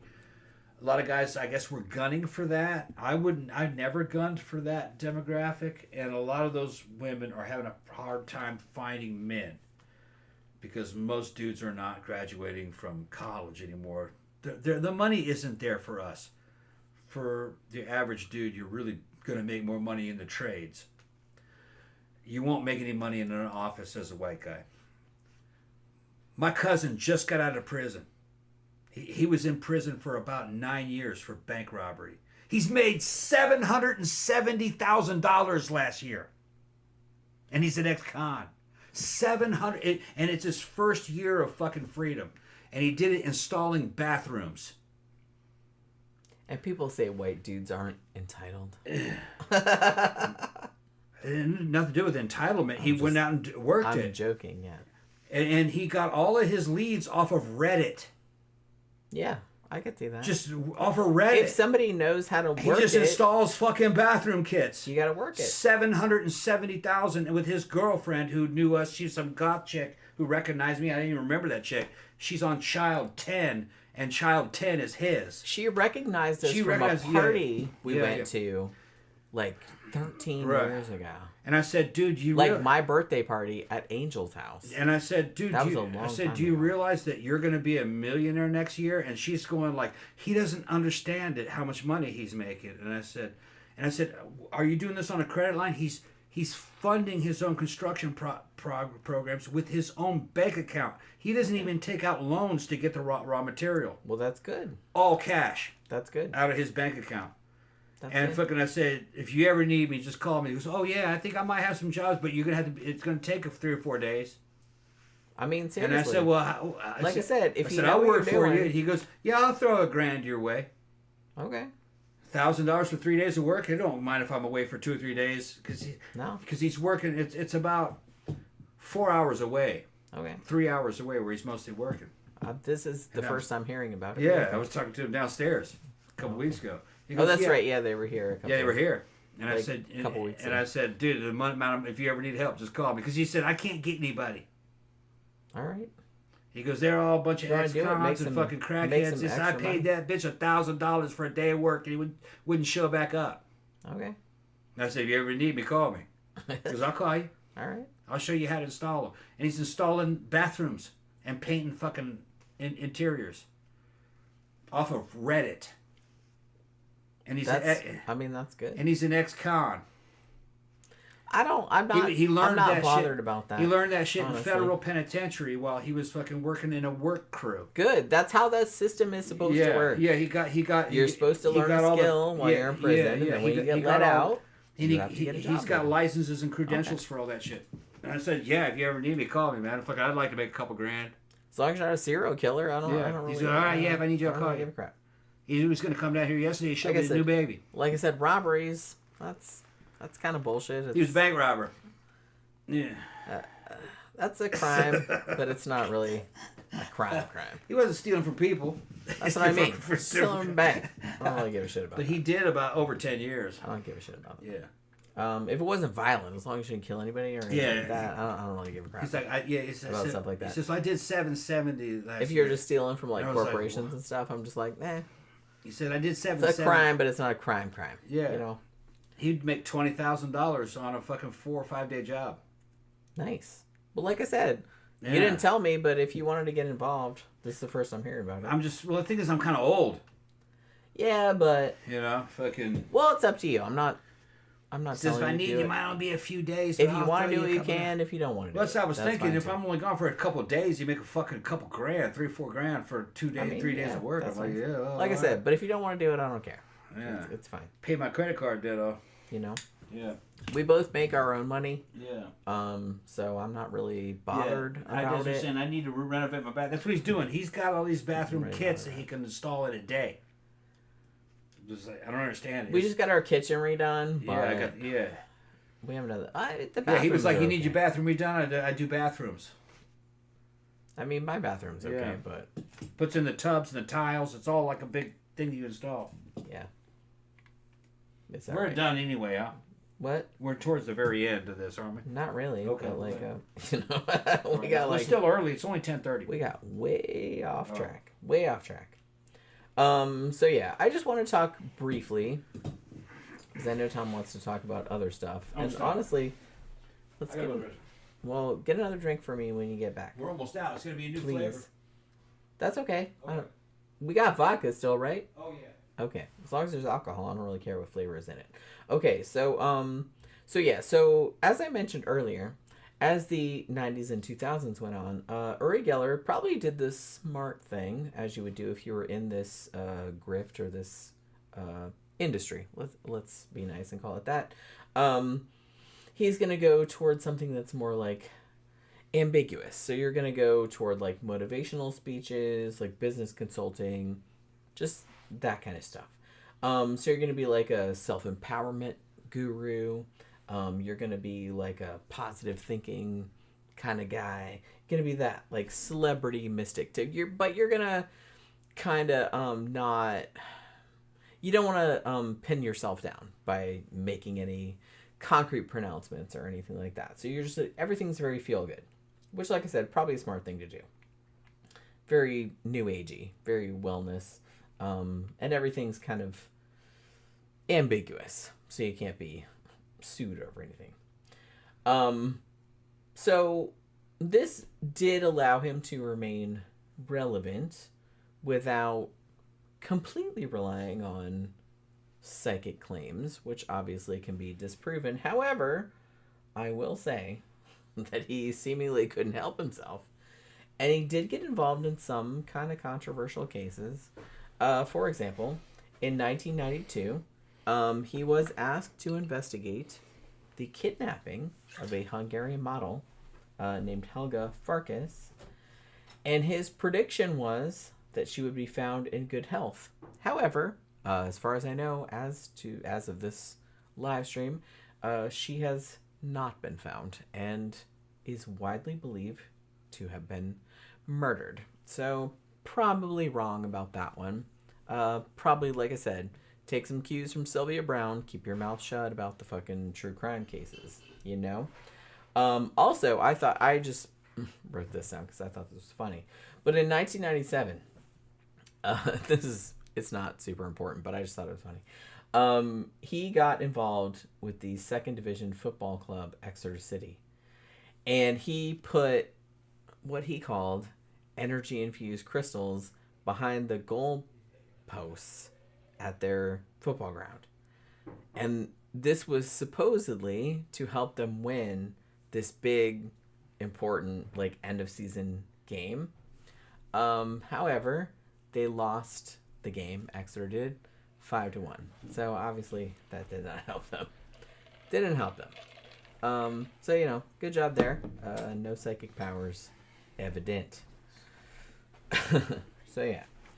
Also, some people had mentioned earlier that he was on some reality TV. So, yeah, he did kind of... I will give him this. He knew how to pivot the shit into whatever was going on at the time. And to, like, kind of keep himself super relevant. Like, he wasn't relevant in the same way that he was in the 70s and 80s. Because, like I said, if you weren't around then, it's hard to overstate how famous the dude was. He was everywhere. He was on, like, all the talk shows. Everybody knew who he was. He was, like, a household name. And as the 80s went on and the 90s came, I kind of feel like he fell out of public favor. But he was still around enough that, and it was enough of a name that he was still on some shit in the 90s and 2000s, and people were still kind of like, yeah, he's famous. So he was on a show, Noel Edmonds, I kind of remember the show. He did a show in the 90s, in the mid-90s, called Noel's House Party. And it was kind of like a candid camera type of show. And Uri Geller was on there, and he was kind of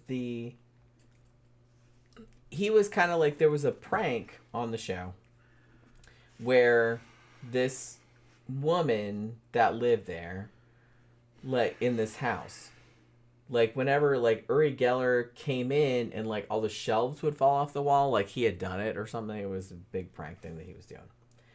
And they also did some spoon bending shit, but interestingly, on that show, because of all the TV cameras that they had, when he was doing the spoon bending, they saw how he was kind of faking it.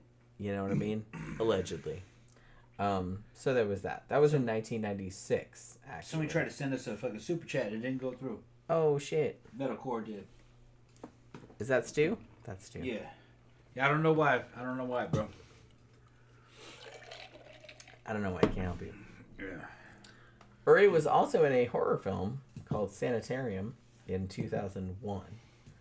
And as CB mentioned much earlier, he was also a contestant on the first season of the reality show, I'm a Celebrity, Get Me Out of Here.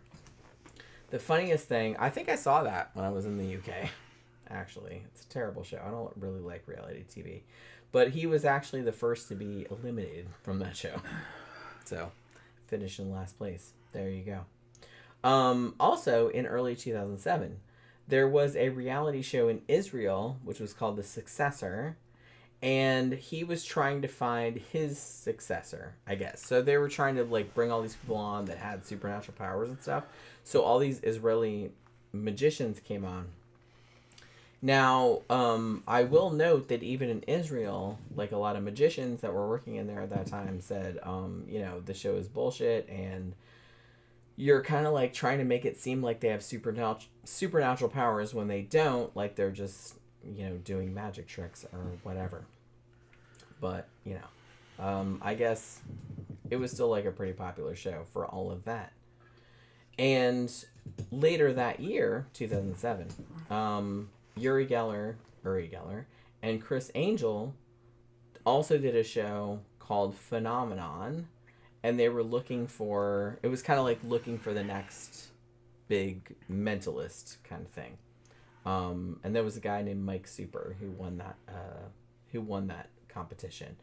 I actually haven't heard of him, but okay. And also in 2008, he started hosting a TV show called The Next Uri Geller, which was on TV in Germany. So, like I said, he's still kind of keeping his name in the media. 2013, they did a documentary, the BBC did, called The Secret Life of Uri Geller, Psychic Spy, but with a question mark. And at this point, Uri Geller is on there, like a bunch of other people are on there. And they're basically saying that the claim was that Uri Geller was a psychic spy for the CIA, had been recruited by Mossad, and was working as an official secret agent in Mexico. And that he had erased floppy disks that the KGB had by repeatedly chanting the word erase at them. Is this true? No. I think I can definitively say no, that is not true. But that was a claim that he made anyways. Like, so he's trying... Erase. Yeah. The floppy disk and everything. It was one of those 9-inch floppy disks. Remember this? They weren't 9 inches. They were 5 and 3/4 Right, inches. 3/4. I think they were 5. I was imagining an older, even bigger one. One that had wizardry too on it. Weren't they 5 and 1/4 or 5 and 3/4? I can't remember. But yeah, I remember those. Yeah. That was like old. That was when I was a kid. Yeah. And you know, we're old. So, but I do remember those, kind of. That's just really funny. But yeah, he said he could erase floppy disks just by chanting erase at them. Which... He got that from that Russian girl moving the fucking... moving the compass. Come on now. Come on. This is... Okay, this is kind of funny. So this is kind of more recent. So March of 2019. Uri Geller supposedly wrote an open letter to the then British Prime Minister, who was Theresa May. And he said that he would telepathically prevent her from taking Britain out of the EU. Okay, yeah. And in the letter, he said, as much as I admire you, I will stop you telepathically from doing this. And believe me, I am capable of executing. Can you imagine getting this letter? Yeah. Oh my God. Why does he care if Britain's in the EU or not?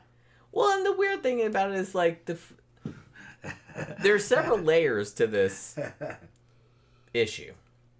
One, why would he care? I mean, I guess he would care. I guess he's sort of involved, but whatever. Two, the fact that you think...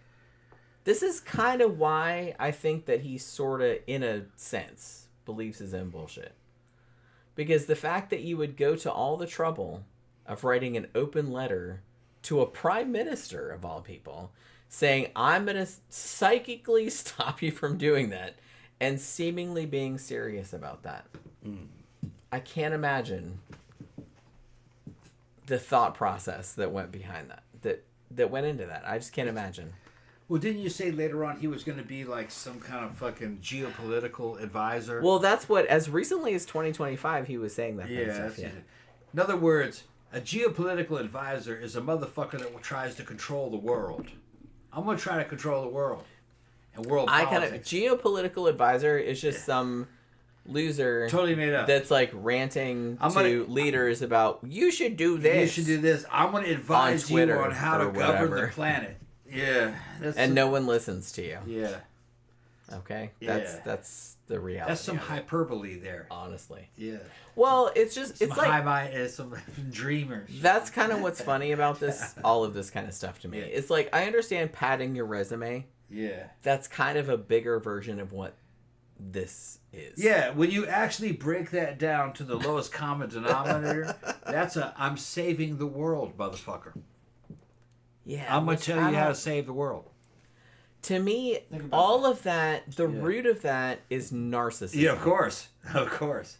And I kind of feel like people like Uri Geller, allegedly, please don't sue me, allegedly, Legal reasons. Their whole thing is narcissism. They think they're special somehow. Yeah. And it comes from, like I said earlier, he had this whole, origin story where it's just like, when I was 5, like this light came down and these aliens came. Whether he believed that or not, it doesn't matter. What I'm saying is that he thought that he was the chosen one, or he wanted people to believe he was the chosen one.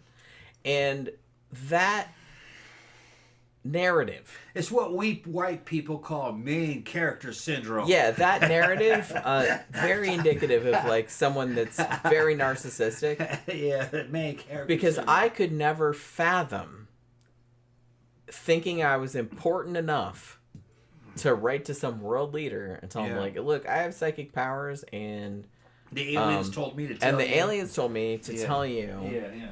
My psychic powers told me to tell you that you shouldn't do this because it'd be really bad. Blah blah blah. Like I don't understand. Like but yeah, I kind of feel like a lot of them have that. And like I said, I know main character syndrome. That's very common. A lot of people have that. Well, I feel like it's common just because, look, you're only inside your own head. You can't be inside of anyone else's head, right? So everyone's going to have that to some degree, right? Like, you don't understand what it's like to be inside someone else's head, clearly, because you can't do that. But some people take it to a ridiculous extreme. And I kind of feel like this is maybe a little bit of a thing that's going on here, because I don't understand why you would think that you actually had any skin in the game, for one thing, and two, why you would think anyone with any power to do anything about it would care about your opinion. I don't understand those two things. So it's like, so the fact that you would feel those two things simultaneously is like kind of, that's crazy to me. Crazy. So yeah, so it's just funny. So he's still doing the same quote unquote shtick nowadays that he was doing back then. It's just kind of, he's come a long way from bending spoons, I guess, but you got to stay relevant somehow. I get it. It's an ongoing quote unquote grift.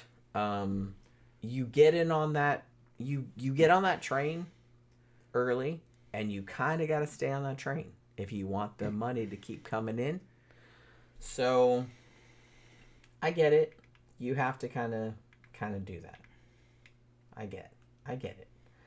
But man, I'm just saying, it's so much easier to just not, I mean, it's easier in the sense of like, one, being able to live with yourself, and two, not having to psychologically fuck with yourself every day. Just be fucking honest. I don't understand why he couldn't have just been a magician. Why could you not just look at Penn and Teller? They're fucking famous. They're millionaires, I assume. And they tell everybody what they're doing is bullshit. And they make a lot of money. I don't really understand why. Just do that. Why do you have to be like deceptive? I don't really understand the deception. It just seems like more work. Honestly. It was from the time he was from.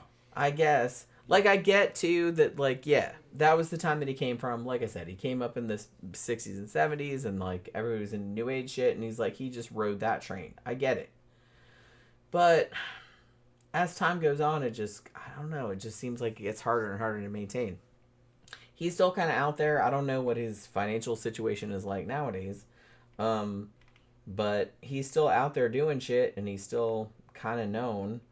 So, I mean, I guess he did okay. He made millions of dollars. I don't know if he still has them. But, I don't know, man. It seems like there's easier ways. Easier ways to make a living, I would think. But, you know, I'm not him. Maybe it's easy for him. I don't know. I don't know. To me, like, all the constant lying and bullshit would be exhausting. That it just seems exhausting to me, having to keep track of all that. But you know, maybe some people can do that. I don't know. Some psychics don't seem to have any problem with it, and I think maybe, like I said, I think the best ones, or when I say best, I mean the most successful ones, is the most financially successful ones. I think that's just because they, to an extent, I think a lot of them do actually believe their own bullshit to a point. Look, you're getting all bent out of shape. I'm not getting bent out of shape. But what he's doing, I gotta pee, is the same thing Criswell was doing. Well, yeah. Remember the great Criswell? Yeah. That's all he's doing. He didn't really make any money doing that. Yeah, but he was on TV though. He was on TV and he was famous. If you don't know who Criswell is, you got to see the fucking movie had Johnny Depp in it. It was called Ed Wood, about one of America's greatest, most legendary actors, legendary directors and producers. Fucking Ed Wood. And Ed Wood was a fucking hack director who made fucking some legendary bad movies like fucking Plan 9 from Outer Space and shit. He was friends with a great Criswell. Alright, Criswell would show up on television, fucking early television was live, and fucking make predictions, psychic predictions. And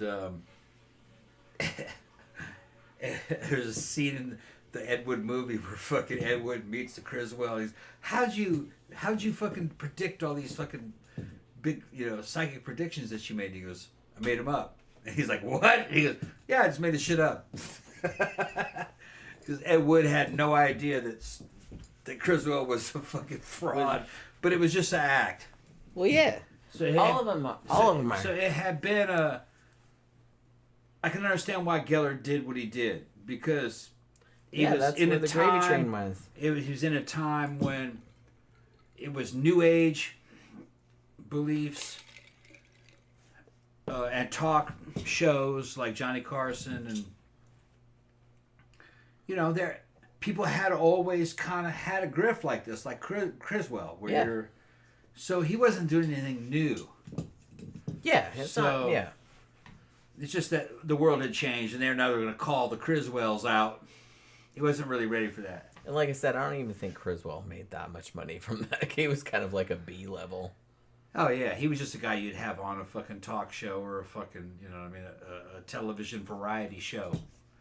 But, fucking Ed Wood put Criswell in his movies. Mm-hmm. About how we're telling you a story about a future that has not happened in the future, and you will see it in the past. And like, wait, what? Fucking whatever. What the fuck?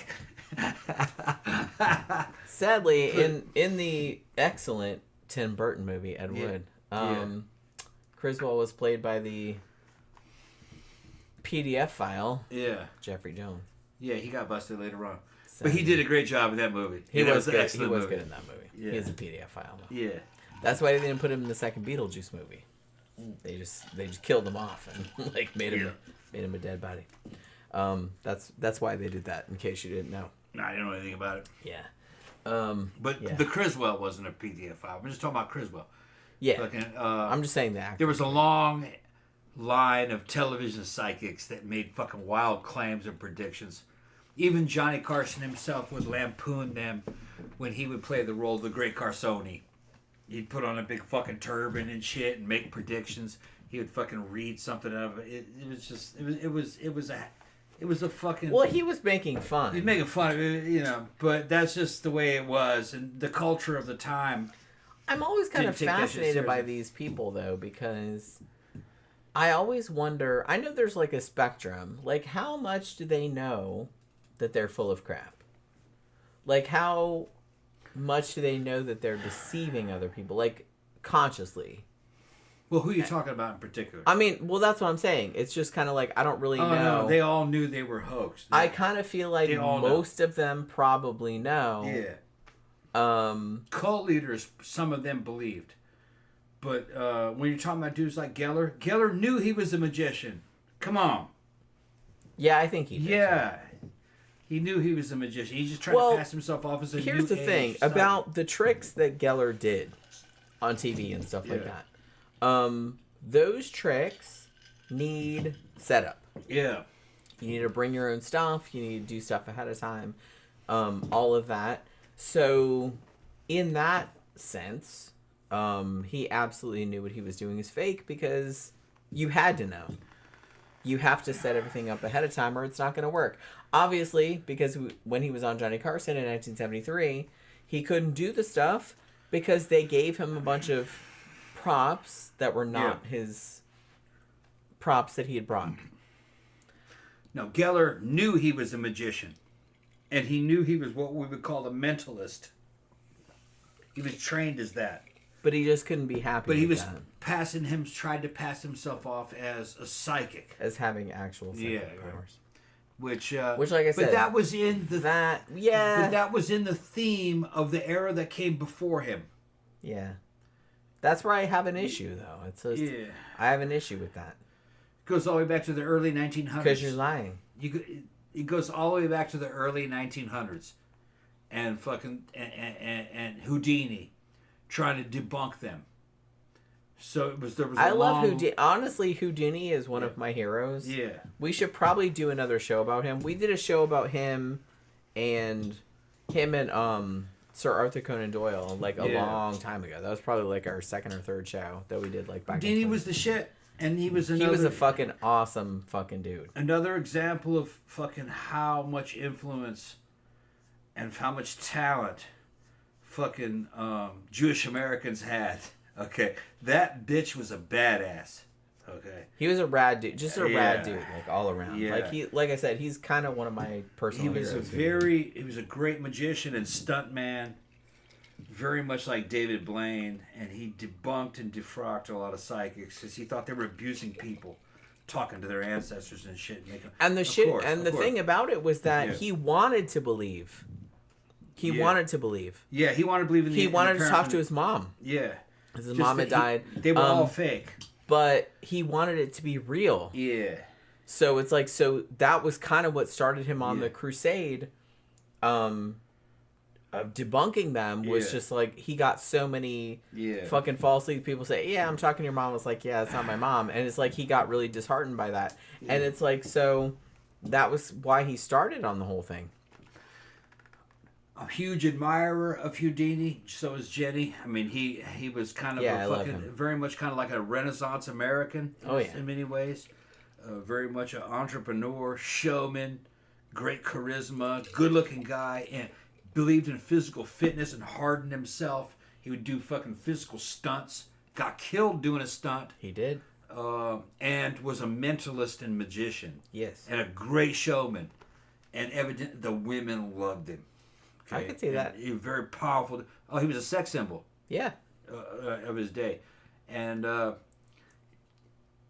very, very, very fucking very American, and he's like the American dream, like ideal. I kind of feel. Yeah, very American. Like of the immigrant that came here and like made good. You know what I mean? It's just kind of like that's kind of the whole thing. And just a testament of how, fucking. You didn't have to be an Anglo-Saxon to fucking be loved in this country. You know what I mean? Fucking, he was a Jewish guy, and fucking he fucking promoted the kind of like the way Spock was. He's the kind of the outsider in a certain way, and an other, and fucking he kind of like fucking fetishized it. But he made that work. That work for him. Yeah. Yeah. In the same way. Right. Well, like I said, I'm a big fan of. I like a lot of like outsider. Media, and I like a lot of I'm into a lot of skeptic kind of stuff. I subscribe to Skeptic and Skeptical Inquirer and all that kind of stuff. So it's just kind of like so all of those dudes are like big heroes to me. I love James Randi, I love Houdini, I love all that kind of debunking kind of shit. I know that like a lot of people don't like it because like it takes the air out of their fun or whatever, but Houdini never said paranormal didn't exist. He wanted it to exist. He believed it did. He was open-minded He believed about it. He believed it did, but he didn't want fucking people that were trying to fake right in there. That offended him a lot. Right. Because he wanted it to be real. Yeah. There are paranormal things that happen. And you want to get you want to divide the wheat from the chaff. And most of it was garbage. Yeah. As he found. But I guarantee if you took Houdini on the fucking site of fucking the Enfield Poltergeist, he would have saw some fucking weird shit like the cops saw. You know, maybe so. We'll see. And he wouldn't have been able to get down to the bottom of it. Me and my Uncle Red tried to get down to the bottom of it, and fucking no, it was some. You just read the book that Jen wrote about what my uncle and me went through. My aunt, Mountain Poltergeist. There are some weird shit that happens. Oh, you guys, that just reminded me. Yeah. So we did a show. Yeah. I'll look it up later, like what the name of it was. You remember the name? I'm drunk and I'm. Yeah, we're drunk. I'm drunk. A real cool dude interviewed us. But man, we got interviewed a couple weeks back. Yeah. Real cool dude, like interviewed us. He has a radio show. Yeah. Podcast, and he interviewed us about Mammoth Mountain. Yeah. We hadn't talked about it in such a long time. Right. And I think they're putting the show up on November 28th. Okay. So when it goes up, I'll post it on all this I want to see it again. But yeah, I think the show was good. Like, we went off on some tangents as we do, but I don't know how he edited it. Well, I told him that if he wanted to do another show, if he ever needed us to fucking talk to us, and we you know. That dude was awesome. He was like, he must have just read the book because he knew everything. Yeah. He asked us some really good questions. And he didn't know what we looked like. I guess not. When he saw us, he said, oh no, we're going to have a visual component. Because he goes, you this fucking shit back here. And I was like, because I said, are you? So yeah. I said, are we just going to be audio? Yeah. Yeah. You know what I mean? But I answered some of his questions about the case, and we had a good time. Yeah, it was a fun show. Yeah. It was a fun show. And he was like, what are you guys drinking? And I said, we're drinking. He's like, oh, I'm drinking too. He was also drinking. So yeah, let's have a show. And I was like, okay, yeah. So he's one of our people. Yeah, one of our people. Yeah. So we were drinking and talking about. So yeah. So when that show goes up, he emailed me yesterday and said, or earlier today, and said, that show's going up November 28th.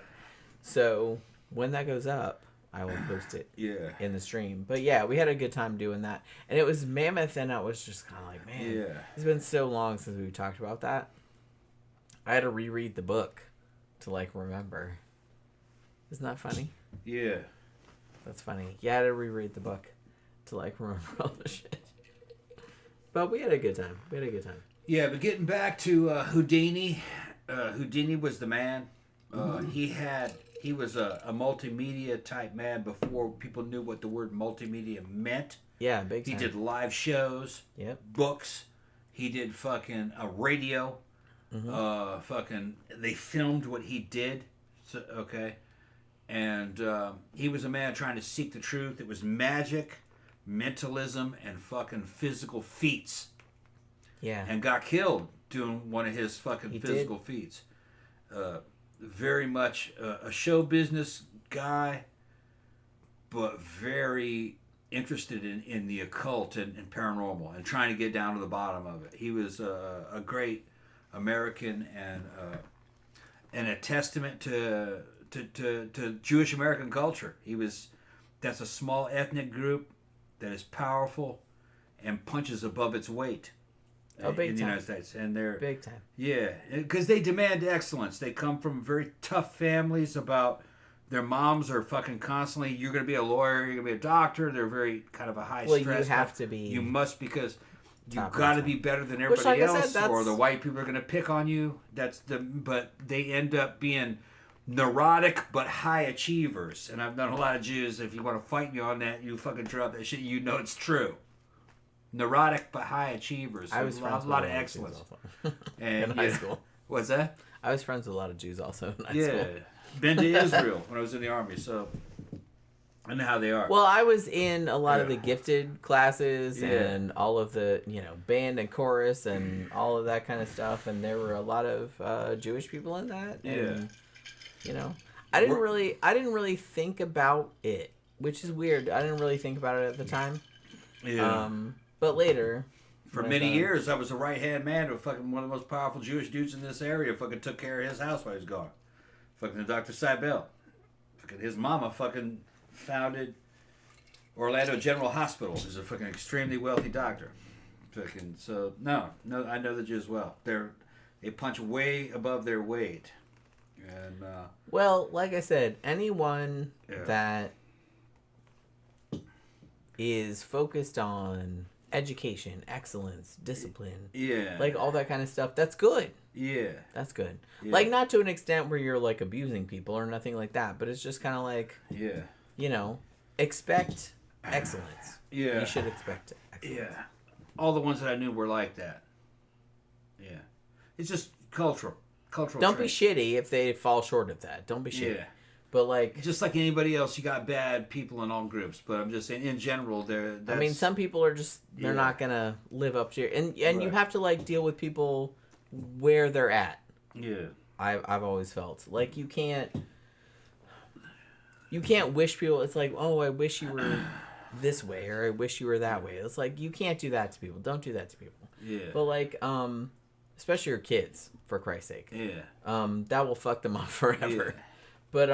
But you know, it's just make sure that you have to like expect better from them. Yeah. Expect better. That's all.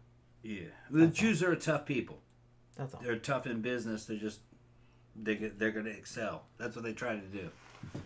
There's not many of them, and fucking, you know, they got to defend themselves, so they do what they can to fucking.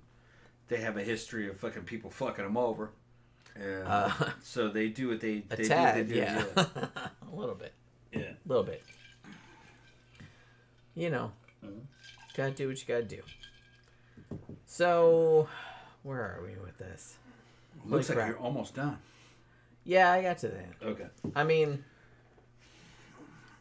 we're talking about the Jews, and fucking Uri Geller was Israeli, so you know, I mean, he was. It's and he's Hungarian. He was, and in many ways, I would say that he was trying to be, I think, like Houdini, a more modern version of it. There's a lot of crossover there in what he's doing in his show. It is a show, though. Although that's what he was doing. Houdini would have jumped on his ass. Not like Houdini. Because Houdini would have jumped on his ass. Would have torn him a new asshole. Yeah, Houdini would have tried to debunk him. Yes. Just like James Randi did. Yeah. But it's just two different styles of the same business. I mean, I don't begrudge anybody trying to make money at what they're good at. And he was good at mentalism. He was good at being a magician, but he was pretending that it was supernatural. Yeah, that it was like I said, that's where I have the problem. I don't have a problem with anything else, but I have a problem with that. I'm going to mitigate it. I'm going to say that he thought he might the way have thought, he saw it is that it was inspirational to people, that they would be able to do what that's he how was they doing. All think of it. That it was motivational and inspirational. That it's that there was an unseen, and that through faith great things could be. And you can't prove it anyway. That's kind of how I. Well, when you came on and told me that, he also ended up becoming kind of like a motivational speaker. Yeah. That's right along the lines of what I was thinking. That was kind of what he was doing with this. Okay. Yeah, he's kind of just pivoting into that and less stress, less static going in that direction. Houdini was a more materialistic. He was like, okay, if there's a paranormal, if there's a paranormal and a supernatural, then we have to demonstrate it, quantify it, and fucking make it a science so we can use it. And if you're talking to somebody's fucking parents, dead parents, you're gonna have to prove this shit. Yeah. And if you're charging money, okay, you definitely definitely need to prove it. If not, then you're abusing people. If you come to me, and say you're talking to my beloved grandmother, who I saw die, and you better come up with some good shit. Yeah, and you're making money out of this, and you're trying to I mean, I'm not going to pay you anyway. Right. But like, I would never pay somebody like that. I'd put him on par in some ways with Houdini, but Houdini would have torn him up. Yes. Yeah. Houdini would have torn him a new asshole. But I'm telling you, man. And rightfully so. Geller probably saw himself as a Houdini, though. I think he probably did. That's kind of what's sad about it. I think he did.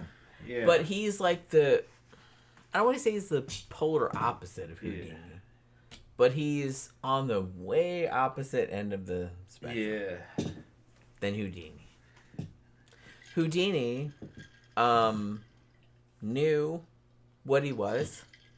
He knew what he did was tricks. Yeah. He wanted to believe in the paranormal because of his mom dying and stuff like that. But he was aware that it was maybe bullshit. He wanted to be convinced otherwise, but he was not... He knew that that if someone came at him saying it's like, hey, I'm your mom or whatever, like he knew that he would be able to debunk it. Yeah, well, He was very objective in that way. Houdini's war with the concept of paranormal was specific. Yes. He was talking about talking to dead relatives. He wanted to know if that was a thing. Well, seances in general, like all the shit that went on at seances. Because that's what was in the zeitgeist. There's a lot of that shit. And the answer is no. No. No. Fake. Talking to your dead ancestors is not a thing. No. Okay. It just isn't. They're gone. They're doing something else. They've either reincarnated or if they wanted to talk to me, they're gone. They would talk to me. They would talk to some random ass motherfucker. What Houdini really needed to be looking at was RSPK, recurrent spontaneous psychokinesis. But no one was talking about that. They weren't talking about that back then. Fucking clairvoyance. Feeling people's feelings from afar. He should have been looking at that kind of stuff. Maybe, fucking, what do they call it? Mental telepathy. Well, like I said, that's not things really where you could kind of like think that, well, is there something to this? But that wasn't in the zeitgeist. Also not as sexy. Yeah. I guess. That wasn't in the zeitgeist of Houdini's time. Sure. So Houdini would have been a good ghost investigator. Is the place haunted? But that really wasn't too much in the zeitgeist of the time. And I would think he would probably come back and say most of these places that are supposed to be haunted aren't haunted. No. Well, that's what I would say also. Right, yeah. That's what I would say also. But yeah,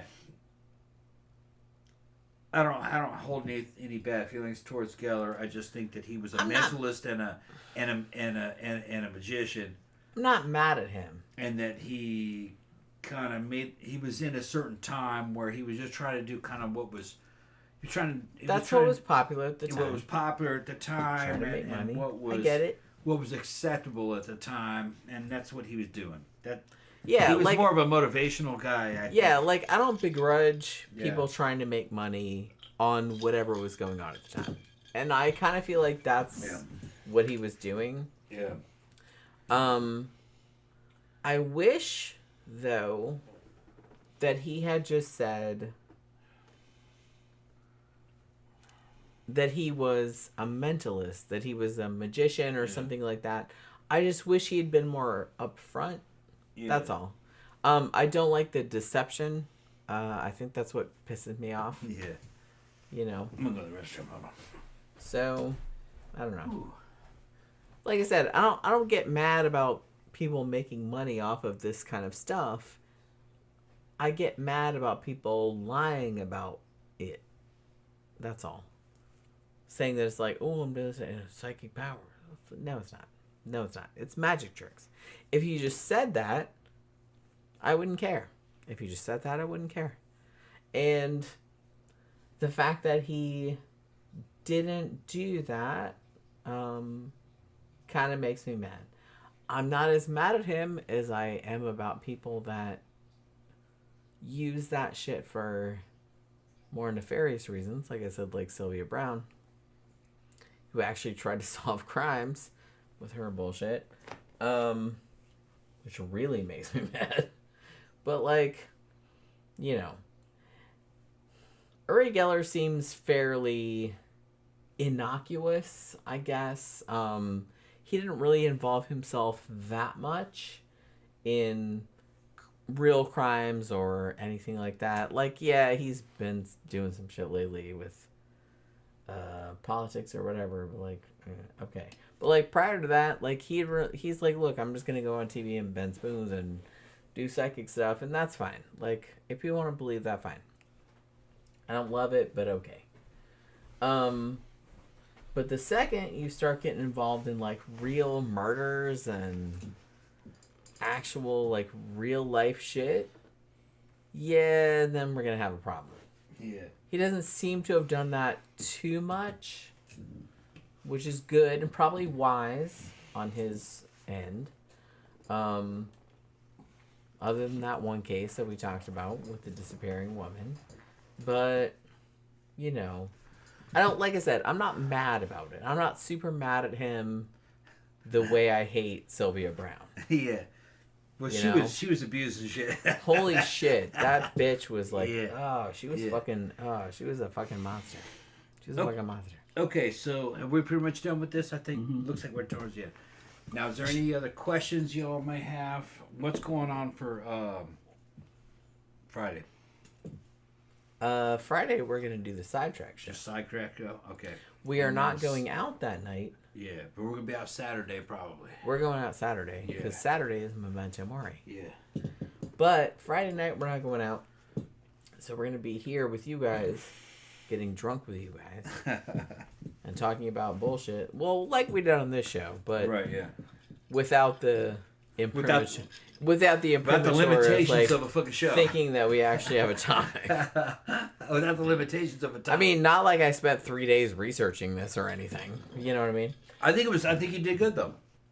Did I? I think so. Yeah. You guys, you don't understand. You don't understand the fucking existential. Every Wednesday when it comes up, because like I try to do research, because when the poll results come in on Sunday midday, and I kind of look at what the poll results are, I'm like, okay, I gotta start researching that.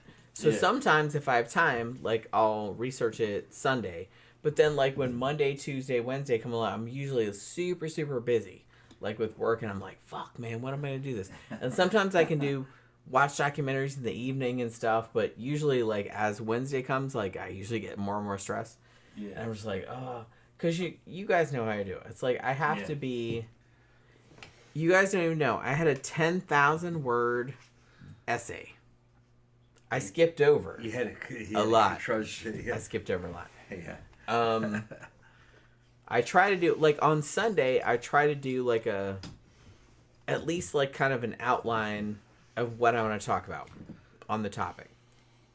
And then as the days go on, like I try to watch documentaries about it and like fill in details and all this other kind of stuff. But sometimes I don't have time. Yeah. Because, like I said, I work and I'm really busy. All right, well, look, it's 11:21. Let's go ahead and shut it down. You sure? Yeah. All right. We got shit we got to do tomorrow. I need to get some sleep. Yeah, we'll see. All right. So hopefully you guys enjoyed the show this evening.